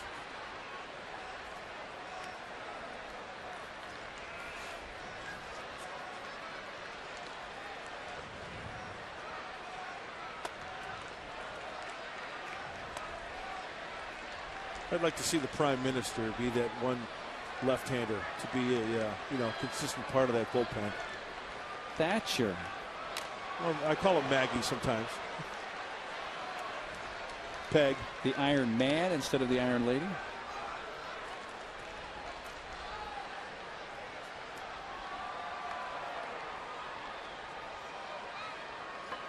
Does he like that nickname? Have you dropped that? You know, he likes it. And even if he didn't, I'd still call him that. No, Joe's a good egg. There's that yacker. I don't care if it is the pitcher. Hey, Davis, another guy. Throws left, bats right. One of the few. Yeah. Randy Johnson in that category. Swings right over the top of it.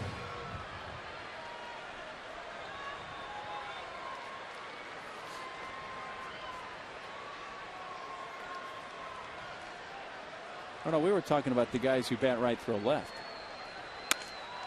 The real rarities. Felipe Lopez takes ball 1. He has singled and scored and also walked.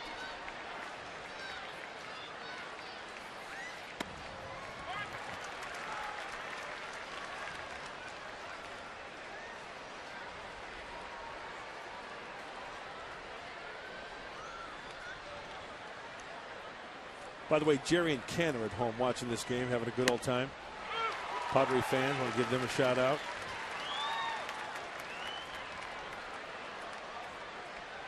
So who? Ricky Henderson, Doug Davis. Who else is on our list? Well, Mark Carrion. Carrion, that's right. Carrion, my wayward son. Thatch comes in and strikes out the side. Getting Lopez swinging. Heart of the order coming up for San Diego.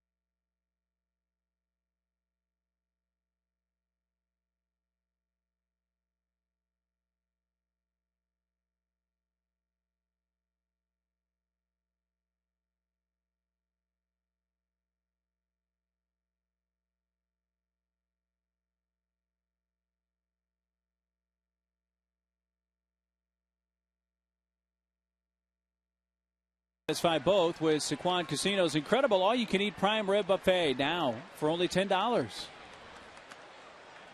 Egg takes down to the dirt. We're into the home half of the sixth. 5-0 Arizona. They scored one in the second on a Chris Young home run. And their big inning, a 4-run fifth. Eck has the only San Diego hit, a single in the first. Since then, he's popped out to short.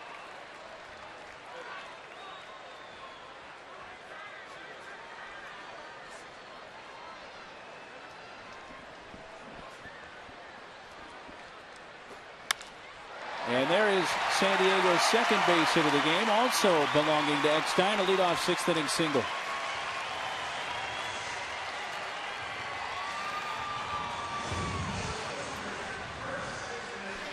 Eck staying on that fastball. You know, what did I say earlier about how Davis is staying off the sweet spot? Eck does a nice job just playing pepper up the center of the diamond.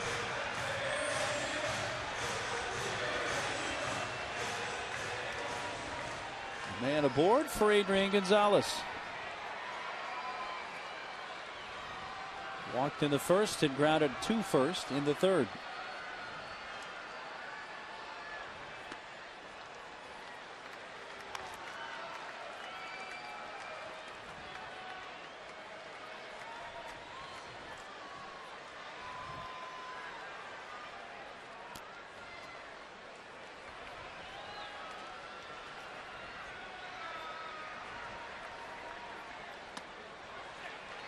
Misses 2 balls, no strikes. Adrian has not seen a whole lot to hit tonight from Doug Davis.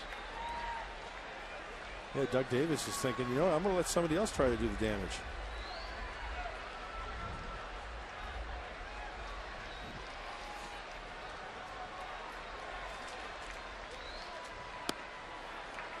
Three 3-0.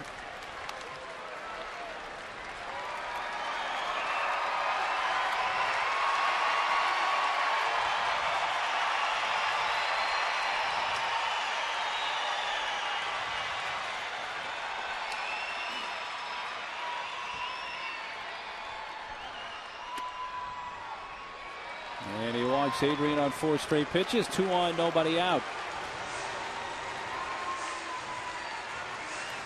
Well, time for This Day of Baseball History, presented by Cabot Woodstein. And on this date in 2000, the amateur draft taking place, in the first overall selection by the Florida Marlins was Adrian Gonzalez. Yeah, time flies.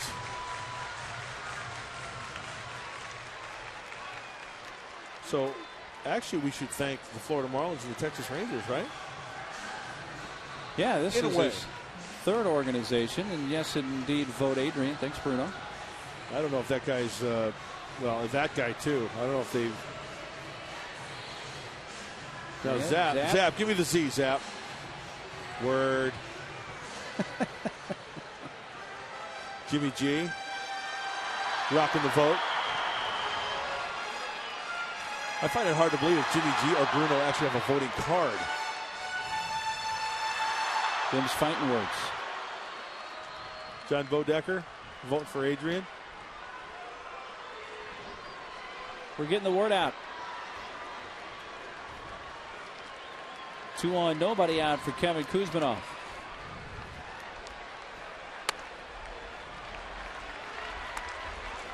We need something to wake up this crowd, huh?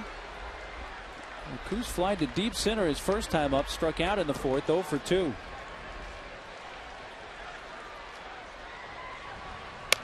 Schlereth is up in the Arizona bullpen. Center field again, and Chris Young waiting on it. Eck bluffs the tag, throw comes in, it's cut off. 1 out.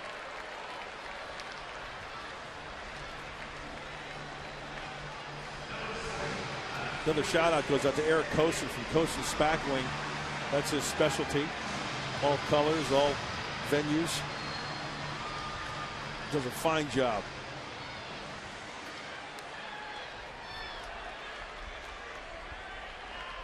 Thanks for tuning us in, Eric.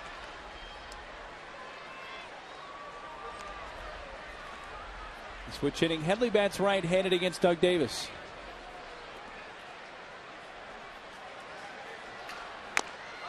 Fouls that off a foot.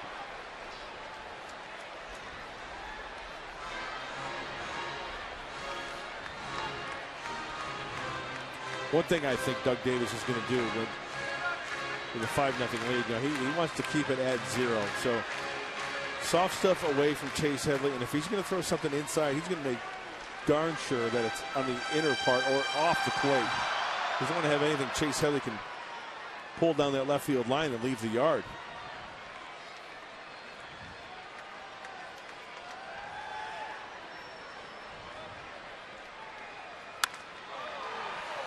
It fouled on the right field side.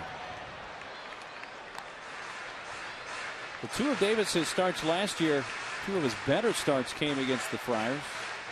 Remember, he took a perfect game into the 7th, July 29th here at Petco before Giles broke it up with a base hit. So he was perfect for 6 2/3 innings that night. And just prior to that, July 5th, tossed a season high 8 innings against San Diego, allowing 3 runs, 7 hits. Recorded the 1,000th career strikeout that night for him, getting Edgar Gonzalez in the 3rd inning. He's over 100 pitches tonight. Yeah, I was just going to mention that, 102 for Schlereth up there. This may even, you know, they may have Schlereth face Giles if it gets that far.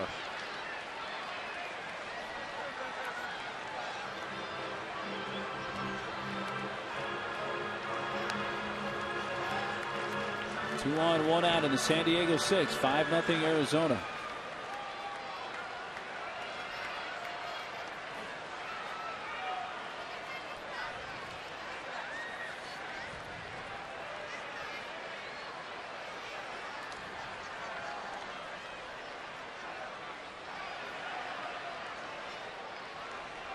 Chase, base hit right field.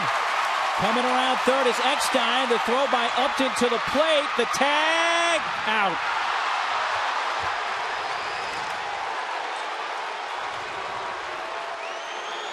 Upton, a strong throw. It was just a little bit up the first base line, but he had time. The catcher, SNYDER, to reach back and put the tag on, and Upton throws out Eckstein and keeps it a 5-0 game. And you know what? I don't blame Glenn Hoffman for sending him, because with the way the offense is tonight for San Diego, only 3 hits, you got to take your chances. It might be the only time, and what a great play by Snyder. The throw's up the first base line, so he's got to catch baseball, plant baseball in front of the plate. He dives and catches the front foot of Eckstein. A fine play by Snyder. That was big league there. Strike 1 to Giles. And with that out, A.J. Hinch, the manager, thinking, okay, we're still 5-0. Let's have Doug Davis finish this inning out.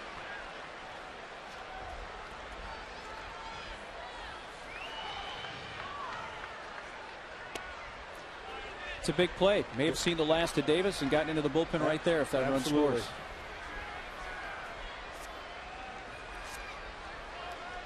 Grounded out in the second, fanned in the fourth.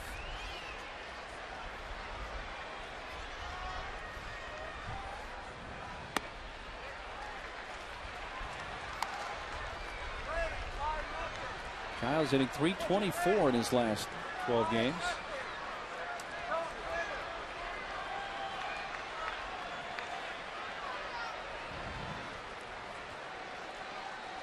Adrian at second, Headley at first with 2 away. Foul down the left field side.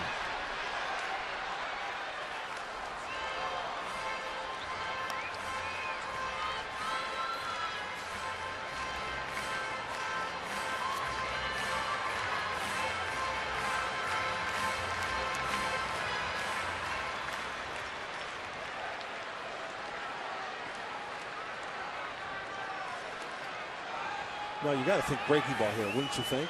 So will he sneak you and try to buzz a fastball by you? There it is.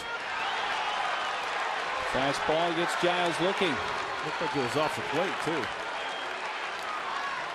It keeps him off the board again. Still 5-0.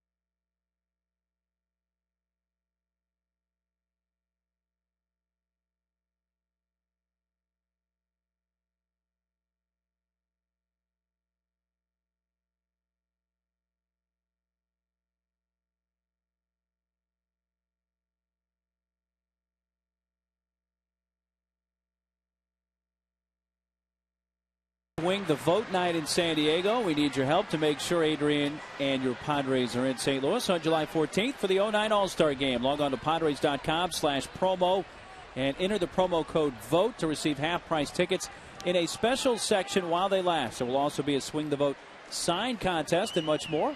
So visit Padres.com tonight.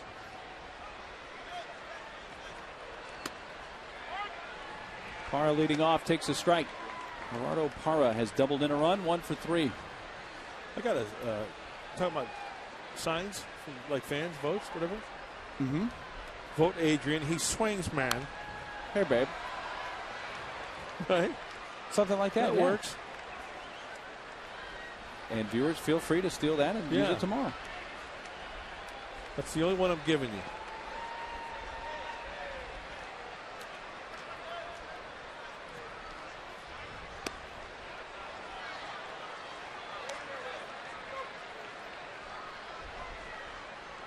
Thatcher struck out the side of the 6th.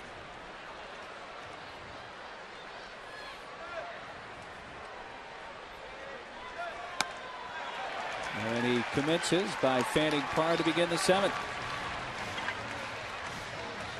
Time for the NL leaderboard presented by Avalanche Heating and Cooling. Your comfort is our priority. Highest slugging percentage this season. Abanya is up top, then Pujols, and there's Adrian at number 3, and Upton of the D-backs 5th.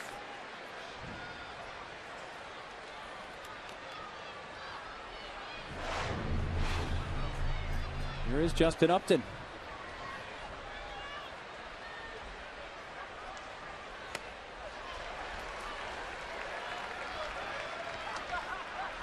For 3 tonight, but defensively a big contribution,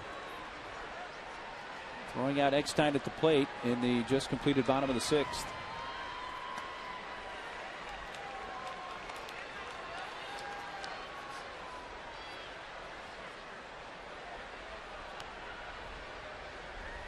Good look there from the third base side. 1-2. Upton is fly to left, popped to first, and struck out. All that against the starter Chad Godin, and went the first 5 innings. Hey, remember we were talking about numbers being worn by players? Chad Godin, number 49, beat from Louisiana. Gator. Ron Guidry. Joe Thatcher. He's been Goose Gossage-like in his time out there. He struck out 4 in a row. Goose wore number 54 for the Friars. You're making all kinds of connections. That's the kind of guy I am.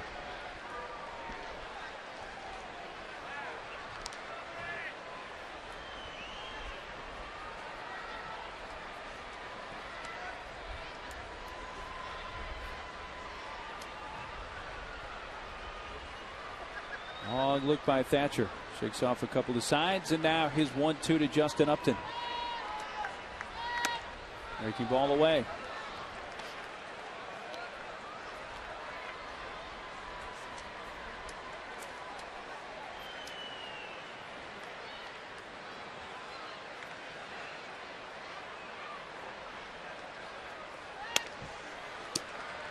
Three and 2.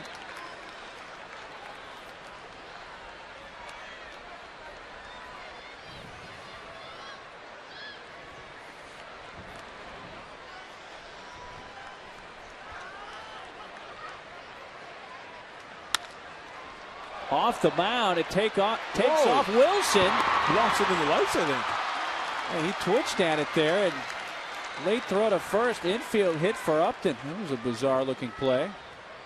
At first I thought it hit Joe Thatcher in the foot, but you're right, off the mound. Let's take a look. Yeah, I think that ball hit the rubber.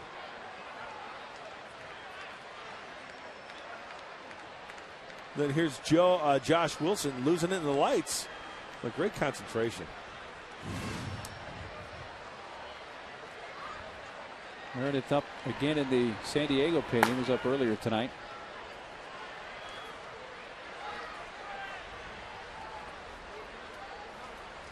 Stephendrew looks at ball 1 inside.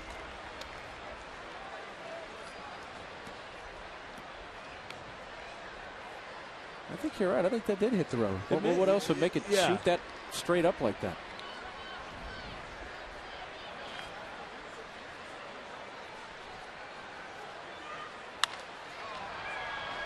Popped in the air, left center field.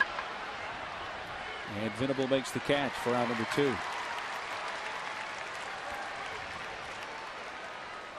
Rarely do you see a ball hit the rubber. Yeah. I got a trivia question for you. What's that? I think you're going to know this, though, because of the way I set it up. Okay, fair or foul? The ball hits the rubber and it comes back through home plate. Or before third base or first base. Fair ball. Foul ball. Because it didn't hit a player. Ha, you got it wrong. You sure about that? 100%. I'm not so sure. Has to hit a player. No, I think you're wrong on that. Has I to think hit, if it hits the rubber. Hits the rubber and bounces back into foul territory before third base or first base, it is a foul ball. Dollar bet, the usual? $1. Okay, the bet is on. Look it up. It may take me about a week to find that in the rule book, but we'll come across it. Reynolds has singled in a run and fanned twice, 1 for 3.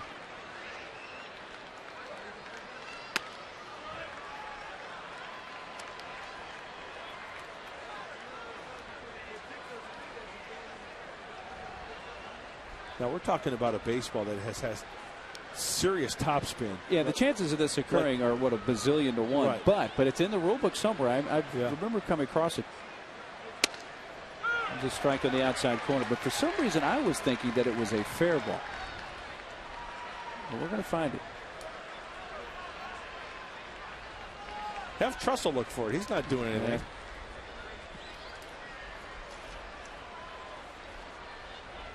Yeah. Throw to first.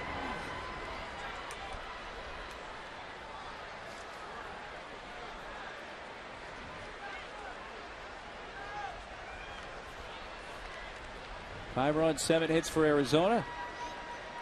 Padres scoreless on 3 hits. Chopper towards short. Cut off by Kuz. Throws on the move. Close, safe. He beat it out. Well, Mark Reynolds, for a guy his size, he can move. He can. And, you know, I thought Kuz was maybe going to go the short way at second base, but I thought it would have been tight there, too. Infield single.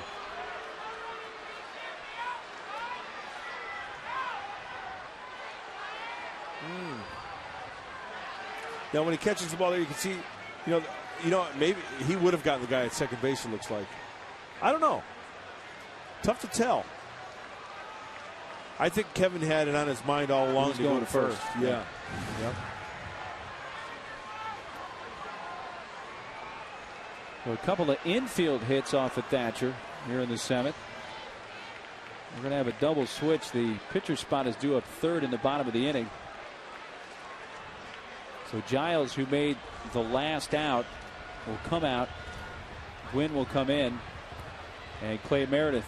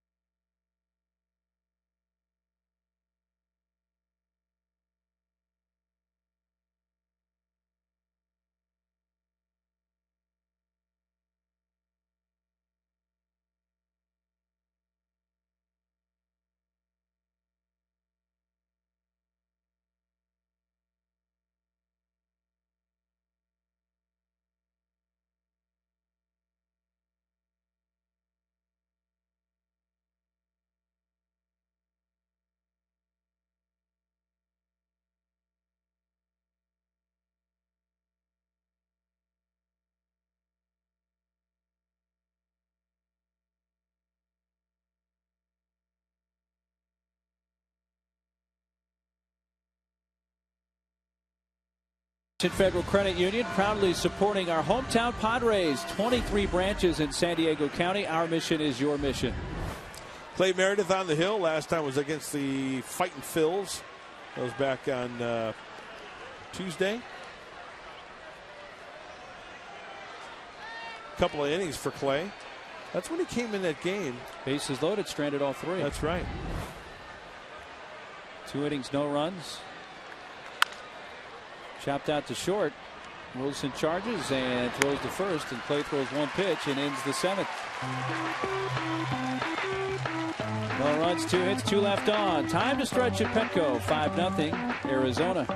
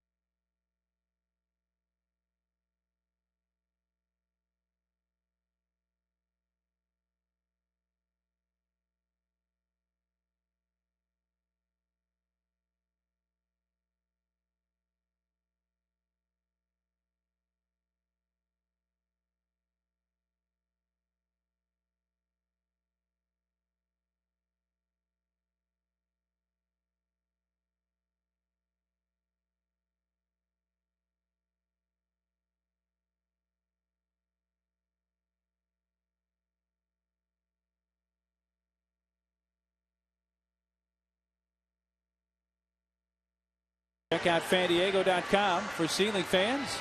Go to FanDiego. And our FanDiego fans of the game tonight. 22,426, the paid crowd tonight. Kids rocking out to the Beatles. A little twist and shout. See more youngsters at the ballpark now that school is almost out. Some kids have another week to go.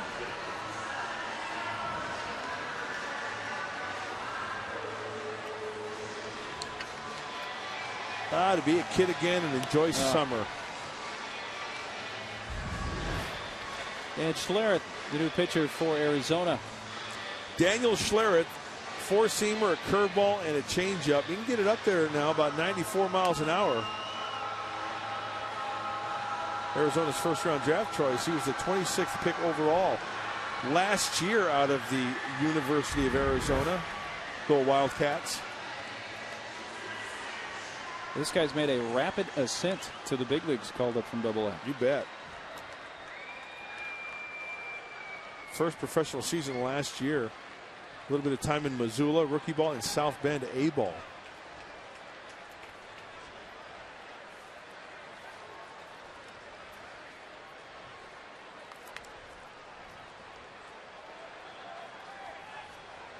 Bottom 3 up. Hundley, Wilson, and Gwynn.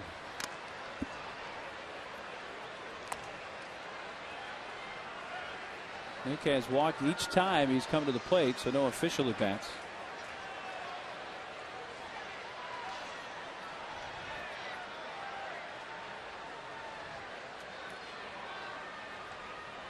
Big breaky ball from Schlereth is a strike.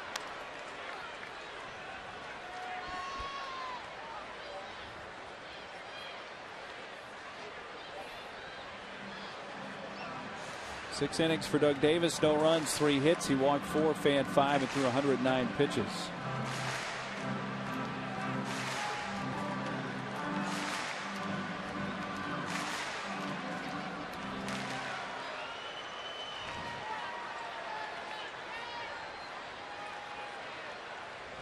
Oh, 2.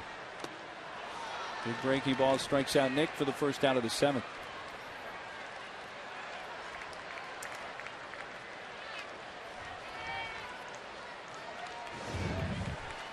There's that curveball I was talking about, out of the zone when he's ahead. Bouncing it.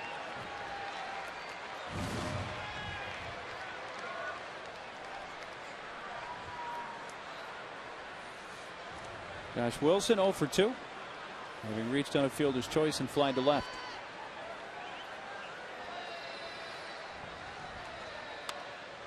Schlereth misses outside.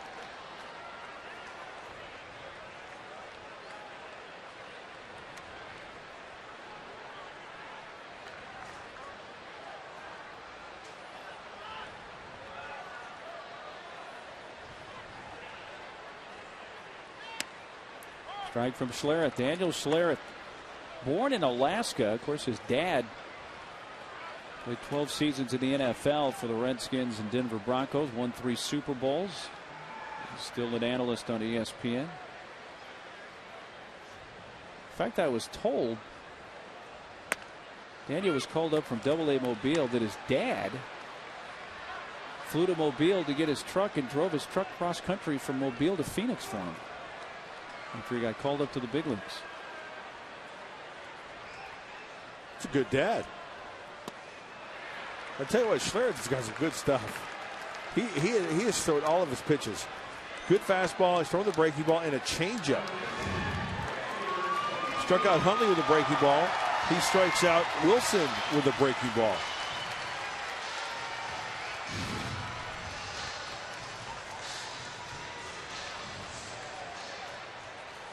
Two outs for Tony Gwynn. Tony came in as part of a double switch in the last inning.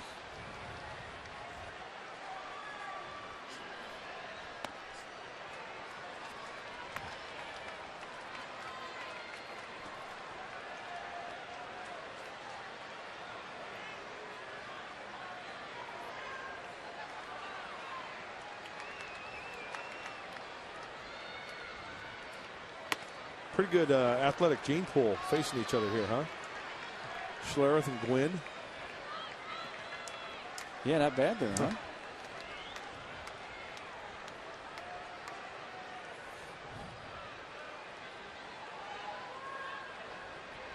Battle of the legacies here. The 1-1 pitch. Strike call. That's a good fastball.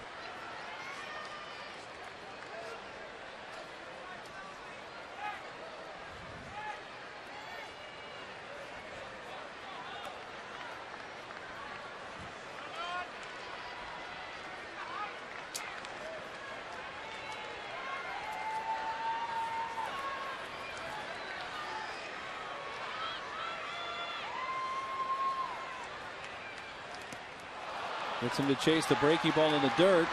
And the throw to first completes the strikeout. So Daniel Schlereth comes in and fans the side at the end of 7 from Petco. Arizona 5, San Diego nothing.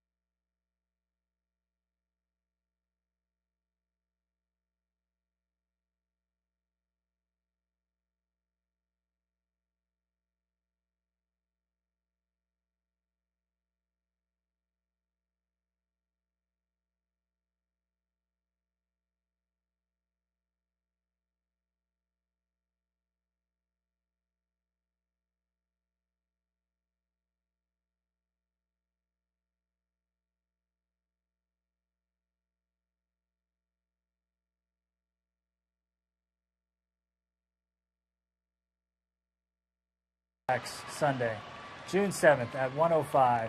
Get to the ballpark early and join us on the field for Padres Photo Day. Take pictures of Heath Bell and all your favorite Padres at the Padre Photo Day presented by Sony.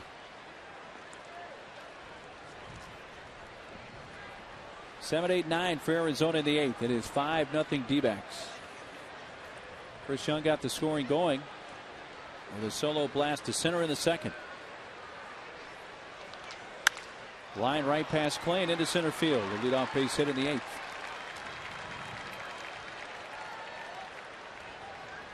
By the way, guess who owes who $1? Rule 2.0. A batted ball not touched by a fielder, which hits the pitcher's rubber and rebounds into foul territory between home and first or between home and third base, is a foul ball. Wait, read that again? Foul ball. I owe you $1. All right. You better pay up, too. Ojeda, runner going, and easily stolen by Young, his 6th stolen base of the year.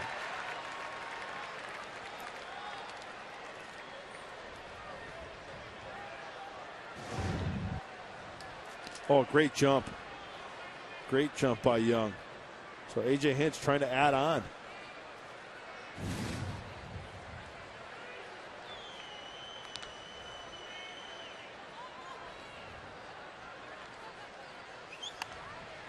Bunted in the air, caught by Meredith. A look back at second, and staying there is Young.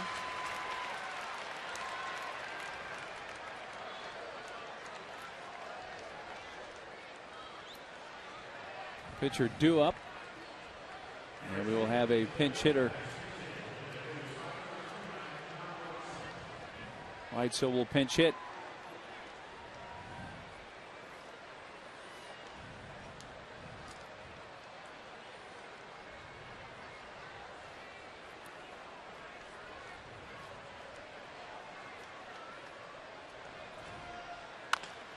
Chops this up the first base side, foul. With the first base coach, Lorenzo Bundy.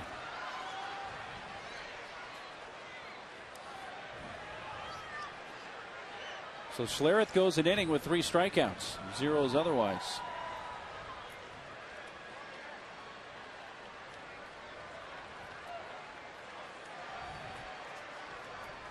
Runner taken off for third, and no throw by Hundley. He had a chance there,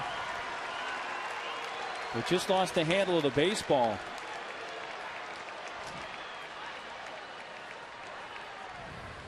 So Young steals second. Now he swipes third.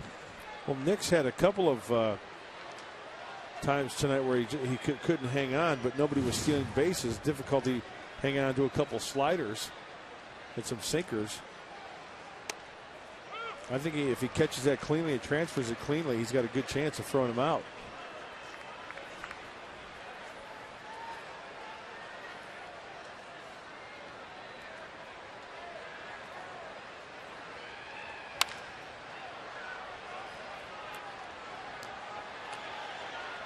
Weitzel last year was the Diamondbacks minor league player of the year at AAA Tucson. Hit .328, 26 homers and 110 RBI. He's got his first taste of the big leagues. Called up to Arizona in September. Hit .286 in 7 games.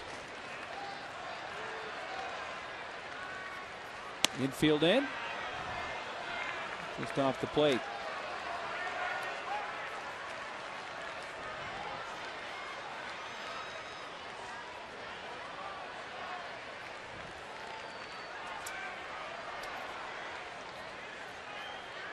Weitzel lines it into right center field, and that will bring in Young. Cut off at the edge of the warning track by Venable, but Weitzel with a pinch hit RBI double makes it 6-0.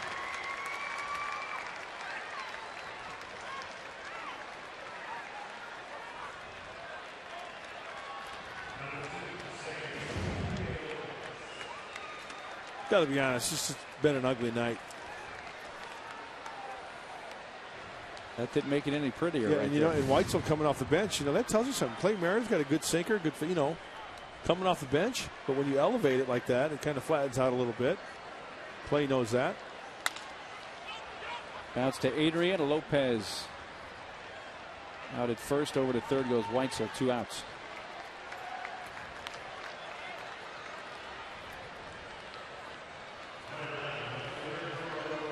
Ten hits now in this game for Arizona. And their big inning, a 4-run 5th.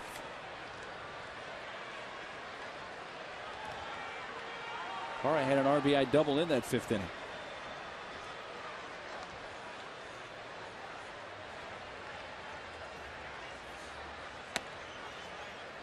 Into the hands of Parra for ball 1.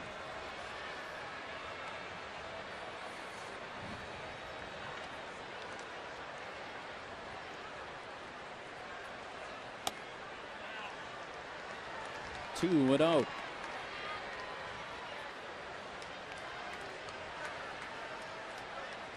Game 2 of this series tomorrow night will feature Max Scherzer for Arizona against Kevin Correa.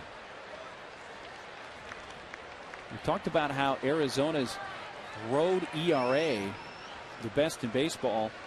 The big reason for that is Max Scherzer, who has a 1.86 ERA on the road. Well, he's got electric stuff too.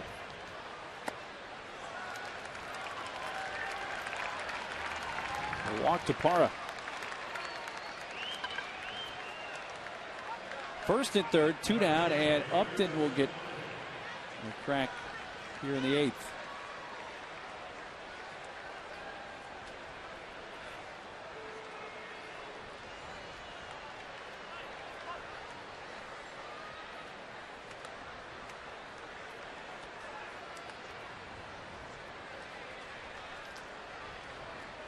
Upton's been relatively quiet, 1 for 4 with an infield hit in the 7th.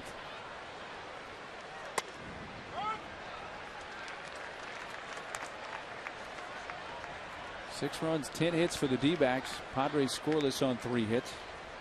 Padres' best scoring chance came in the 6th when Upton threw out Eckstein trying to score. A little roller up the first base line, goes foul.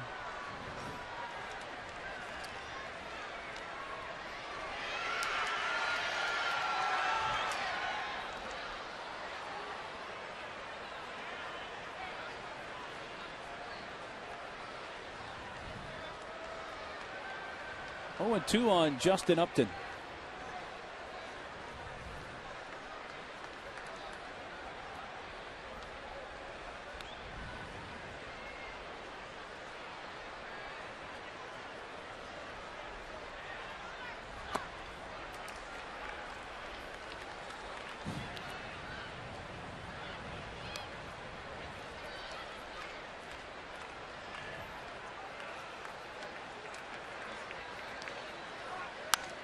Upton puts it in the air, first base side, and Adrian crosses into foul territory to make the catch. They tack on a run on a couple of hits. Top of the order comes up next.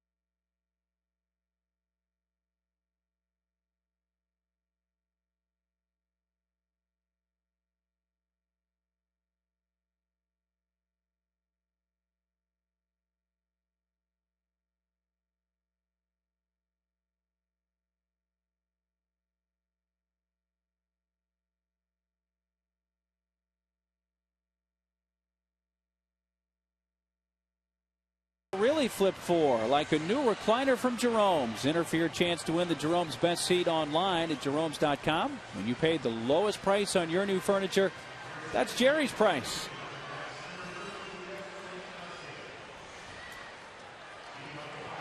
Vasquez becomes the 3rd D-backs pitcher tonight.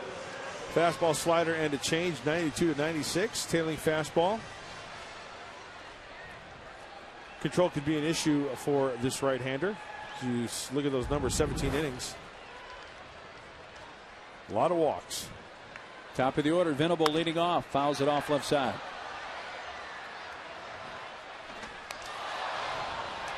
Smirling Vasquez.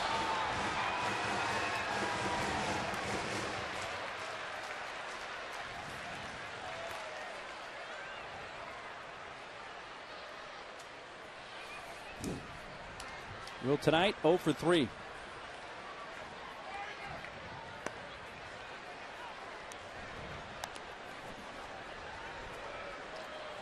Fly to right, struck out and grounded to first. Eckstein follows, and Adrian Gonzalez due up third here in the 8th.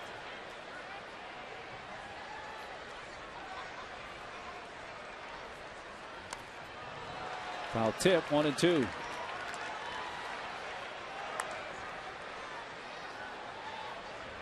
Ichiro 0 for 3 so far tonight, trying to extend his 27-game hitting streak. That game in the top of the 9th at Seattle. Tied at 1. Twins and Hims.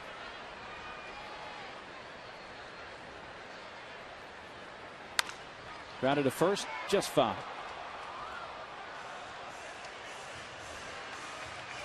You know, hitting 56 straight games is unbelievable. I don't know if anybody can ever do that again. But if you had to pick out some candidates, you know, Ichiro would be one of the guys currently. He would be one, sure. Good contact hitter, guy who doesn't strike out a lot. That streak in jeopardy tonight in Seattle. 1-2. Laid off, it takes low.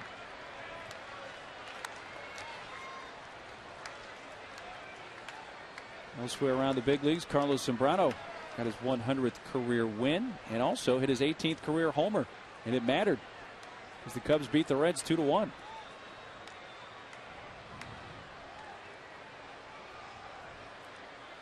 Two-two delivery. Out in front, pulled behind the bag at first. And Reynolds and Vasquez, one out. I got a question for you there, Jayhawk. What you got? How many hot dogs do you think were consumed in Major League ballparks in 2008? What kind of leeway do I get here? It's just a simple question, my friend. How many hot dogs consumed at Major League ballparks last year? I'll just throw something out and say 250 million. Wow. 30 million. Oh, 30 million. Yeah. Did you know that New York? That was way off. Yeah. New York City ate $103 million worth of hot dogs. $103 million worth of hot dogs in New York. So that was what, about 6 or 8 of them? Dodgers came in a close second, $86 million. Just some baseball fun facts. 30 million hot dogs. Towards right center field. Upton gives way to the second baseman, caught by Lopez.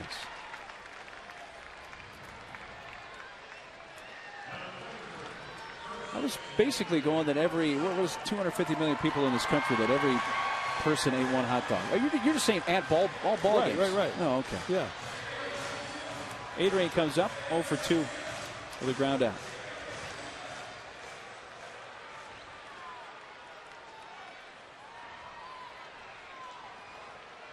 We're going to shift the infield here with 3 defenders on the right side. And the third baseman, Ojeda, playing pretty much the shortstop position.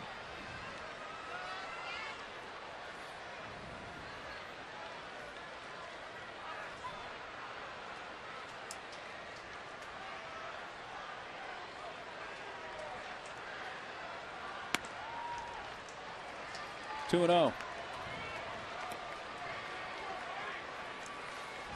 They're going to challenge Adrian with a 6-0 lead, and the base is empty in the 8th. Why not, huh?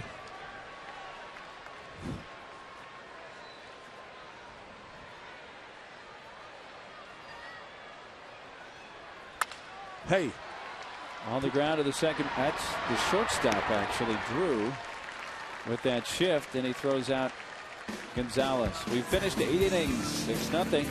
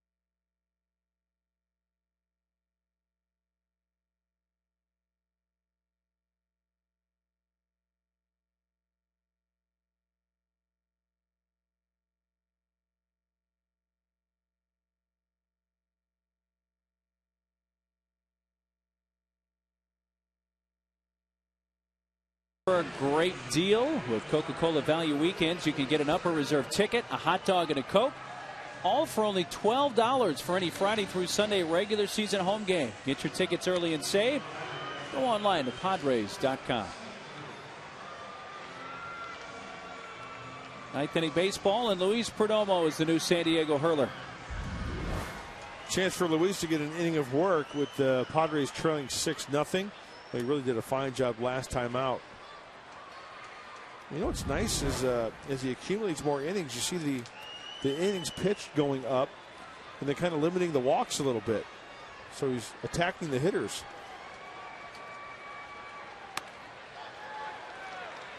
This looks to be Stephendrew's final attempt to extend his 8-game hitting streak. 0 for 3 tonight with a walk and a run scored.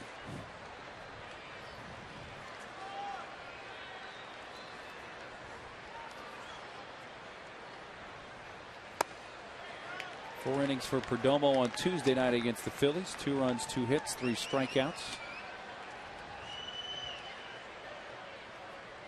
Clay goes an inning and a third tonight. 1 run, 2 hits, 1 walk.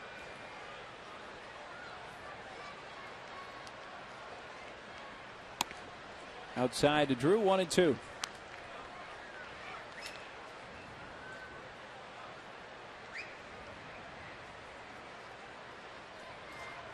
Padres have not been shut out at home this year.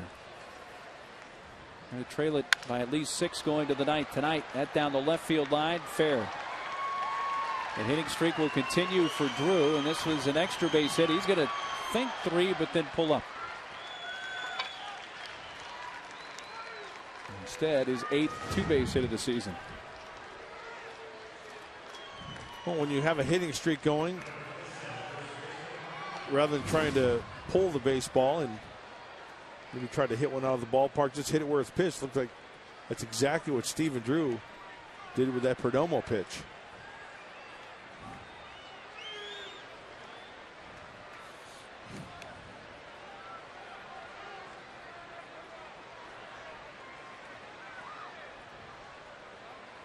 First baseman Mark Reynolds off the end of the bat fouls it back.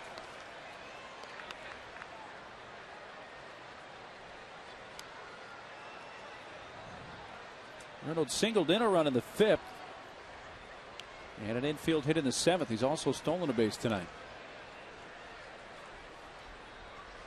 The 4-run 5th inning, the big difference in this game. And a slow roller towards short, charged by Wilson, can't come up with it. It's probably going to be an infield hit nonetheless. And it is for Reynolds, his 3rd hit of the night. It's just so frustrating as a pitcher when you make a good pitch and you get that little dribbler. And as you mentioned earlier, Mark, with Reynolds, you know, he gets down the line quite nicely, and quickly, I should say. So, would have been a close play. They're at the corners with nobody out.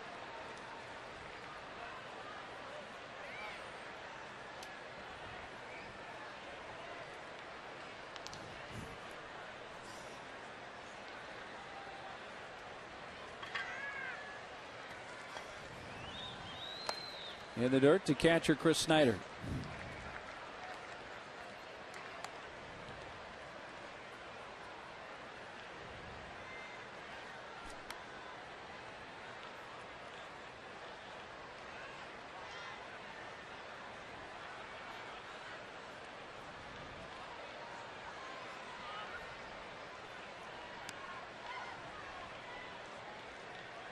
Snyder with a 2-run single in the 5th. 1 out of 4. Yeah, I was just wondering if Perdomo, you know, in the bullpen, they keep track of pitches down there. What guys are hitting, what guys are not hitting. Snyder has had some difficulty with that slider, and that's exactly what he threw him in that last pitch.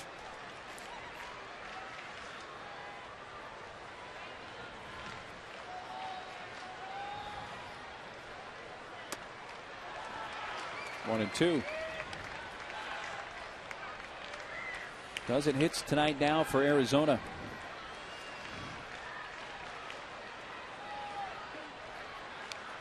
In fact, all of the D-backs tonight have reached with either a hit or a walk. In fact, they've all had at least one hit except for Ojeda.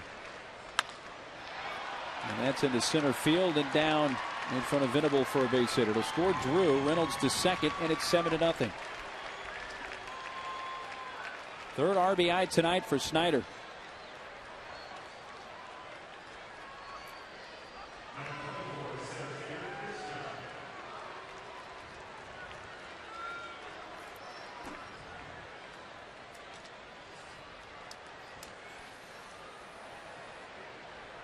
Yeah, a night like tonight, you just hope that nobody gets hurt, nobody spikes himself or anything like that. Just, you know, get through this one and go get him tomorrow.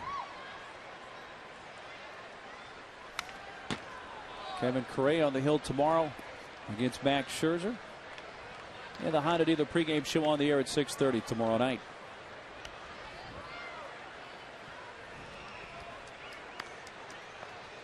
Visit your local dealer for the latest offers on all 2009 inventory. The 0-1. That will get out of play.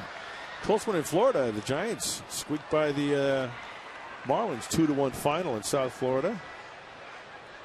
How about the Rockies winning big over the Redbirds? 11-4 there. The only other game in progress in the senior circuit. Phillies 3, Dodgers 2, bottom of the 8th in L.A. Jamie Moyer was going in that one, correct?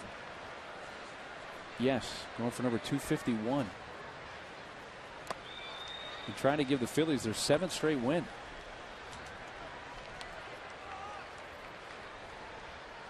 Cole Hamels won last night, a complete game victory.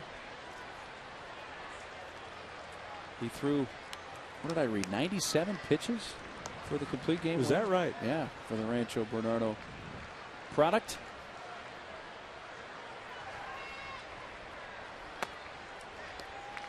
Two and two.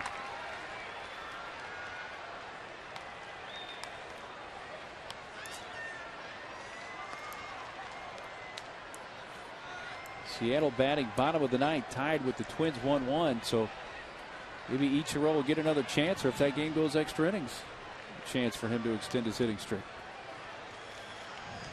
2-2 and a full count.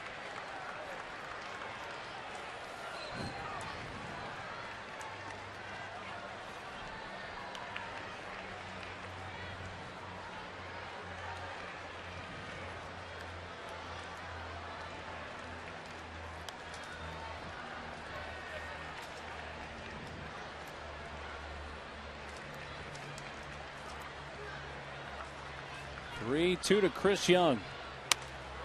Oh, that's a strike. Didn't get the high part of the zone there, and a walk loads him up for Ojeda. Aaron Balsley pops out of the dugout. Well, this is the kind of situation when, like when I was pitching, especially for the Seattle Mariners, Dave Valley would come out and just start tearing me apart. Oh, he'd be undressing me up and down. What do you think you're doing? Let's go. Is that all you got? Real confidence booster. Oh, huh? yeah. Don't you ever drop down on that left-handed hitter and throw that backdoor slider again. Probably one of the better backstops that I ever threw to. Valley, yeah. Big fan of Val. That psychology worked with you? I didn't listen to him.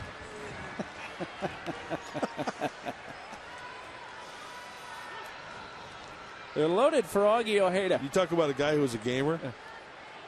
Oh, he'd fight at the drop of a hat, too. Oh, yeah. And Burke now up for the Padres. Up there, ripping. Strike one on Ojeda.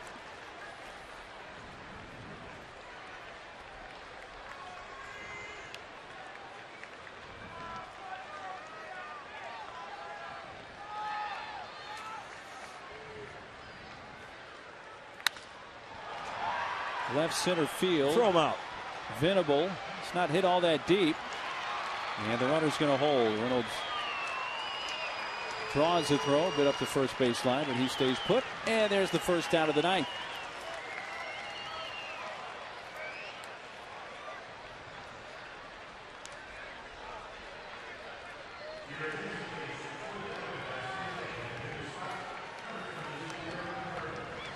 Eric Burns is going to bat for the pitcher. Yeah, Burns has been struggling.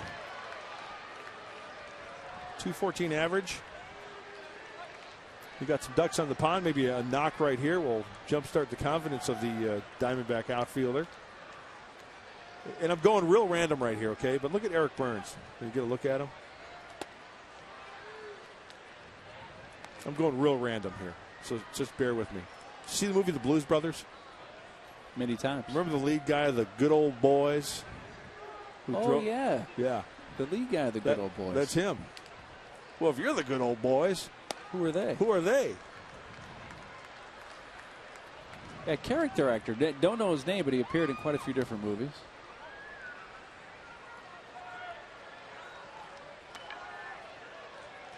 (2-0) on the pinch hitter, Eric Burns.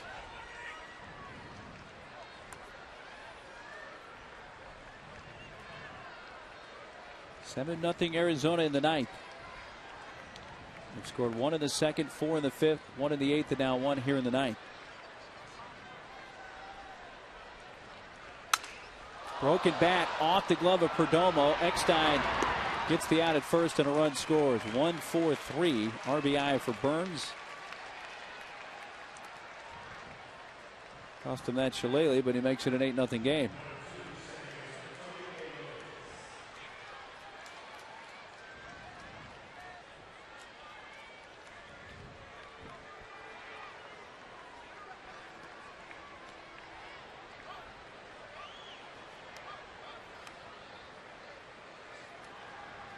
Two away, first base open, and the hitter is second baseman Felipe Lopez.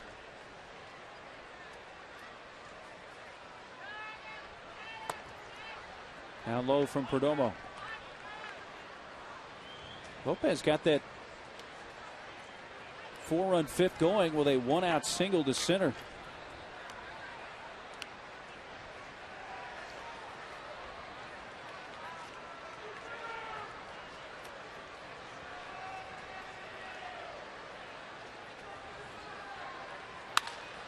Line to right. Tony comes in to make the catch. 2 more for Arizona. Last chance for San Diego.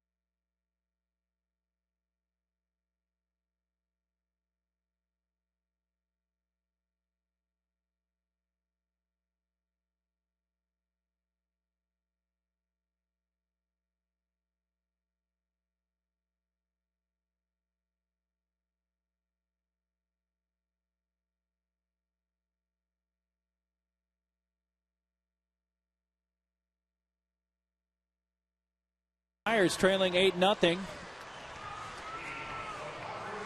And a pitching change in for Arizona. Obviously not a save situation, but they bring in a guy who has closed a bunch of their contests, Chad Qualls. Well, according to A.J. Hinch, probably Chad Qualls needs an inning of work with the 8-0 lead. And as we look at Chad Qualls,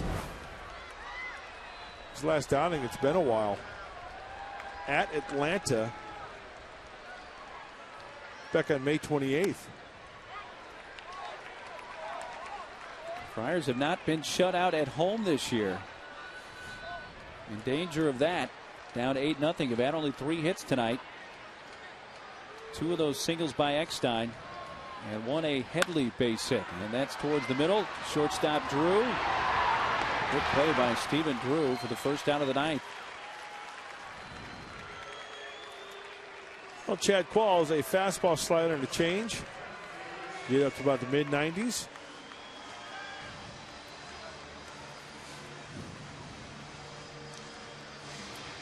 Padres have been shut out 4 times this year, all on the road. They have not been shut out at home since September 13th of last year. Lincecum and the Giants lost 7-0. A 4-hitter for Lincecum. Struck out a dozen that night.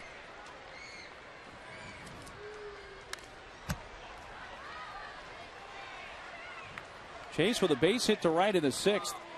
And on that play, the right fielder Upton threw out Eckstein at the plate. That has been the best scoring chance for San Diego tonight. Friars have left 6. D-backs have left 11. Boy, 1 hit in the 1st and 2 in the 6th, and that is it. Doug Davis. 6 shutout innings, 3 hits. He would improve to 3-6 with the win here tonight. Godin on the hook for San Diego. Line over the third baseman Ojeda. Cut off in the corner by Parra, and it's a long single for Headley. So 4 San Diego hits, 2 for Eckstein, and now 2 for Chase Headley.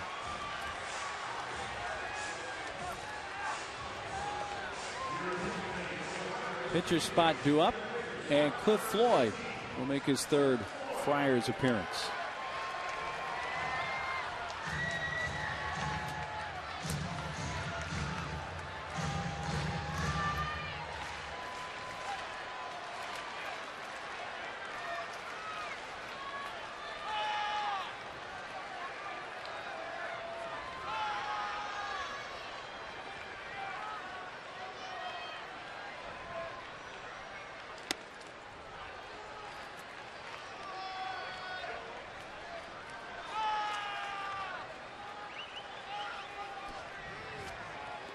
Cliff pinch hit in the 9th inning against the Phillies on Tuesday night. Popped out to first. Prior to that, made his Padres debut in Denver against the Rockies. And a pinch hit roll.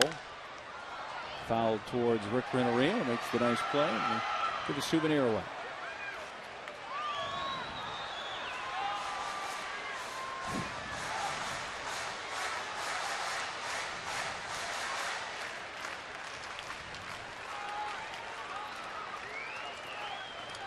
Loss would be the Friars' 4th in a row, and drop them 4 under at 25 and 29. Old foul down the right field side.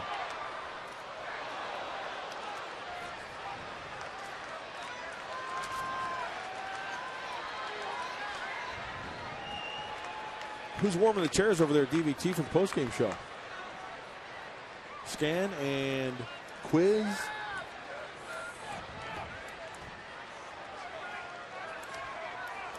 You are correct, sir. There they are, hanging out. Steve on the left, Bob on the right.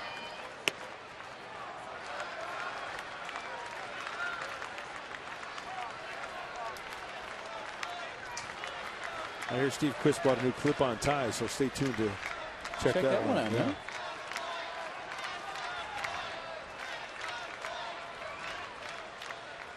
Floyd pinch hitting here, 1 on 1 out in the San Diego 9th.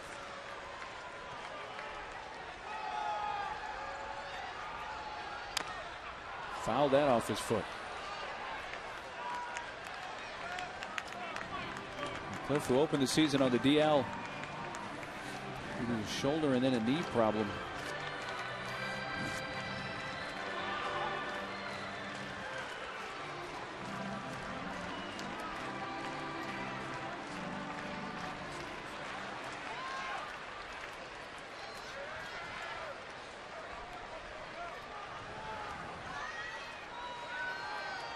Padres and D-backs opening up this 4-game series tonight. All D-backs, 8-0. Here in the 9th. Blocked by SNYDER. 3-2 on Floyd. It's going to be tough for Cliff Floyd sitting on the bench and coming out to try to pinch hit against a guy like Chad Qualls. And this is Cliff's role, and here in a game where it's not close, he's got to focus and show that you this is the role that cannot give away at bats. You're right. You're right. Hits it sharply on the ground. Lopez to second out, and no throw by Drew to first. If that ball was hit sharply enough, they may turn 2 and in this game, but Drew hung on to it with the slide by Headley at second. The ball hit sharply, but right at the second baseman. Nothing Cliff Floyd can do about that. Put a good swing on it. And Cliff is on at first with 2 down, and Hundley the batter.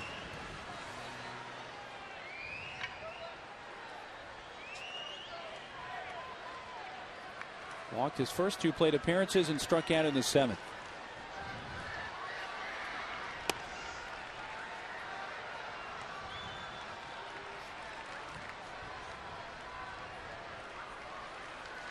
Diamondbacks trying to shut out an opponent for the 5th time this year.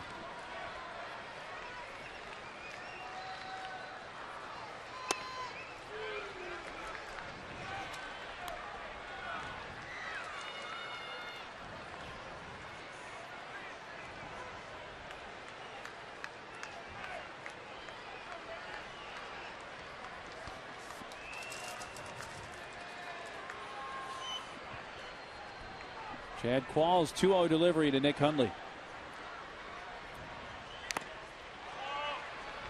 Off the catcher SNYDER.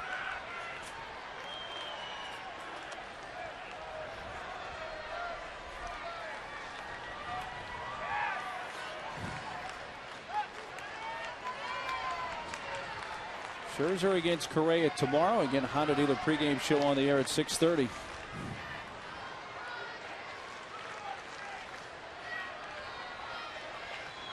One pitch. He rides inside.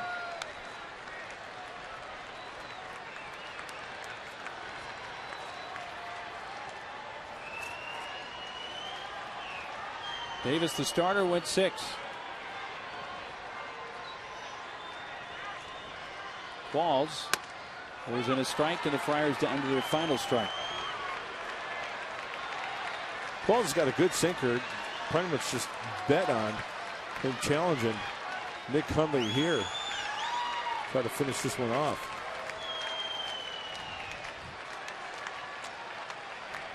The 3-2 pitch with Floyd on the move. In the air to right field. And Upton. And the D-backs take game 1 of the series, winning it 8-0. We'll take a timeout. We will come back and wrap it up from Petco Park after this.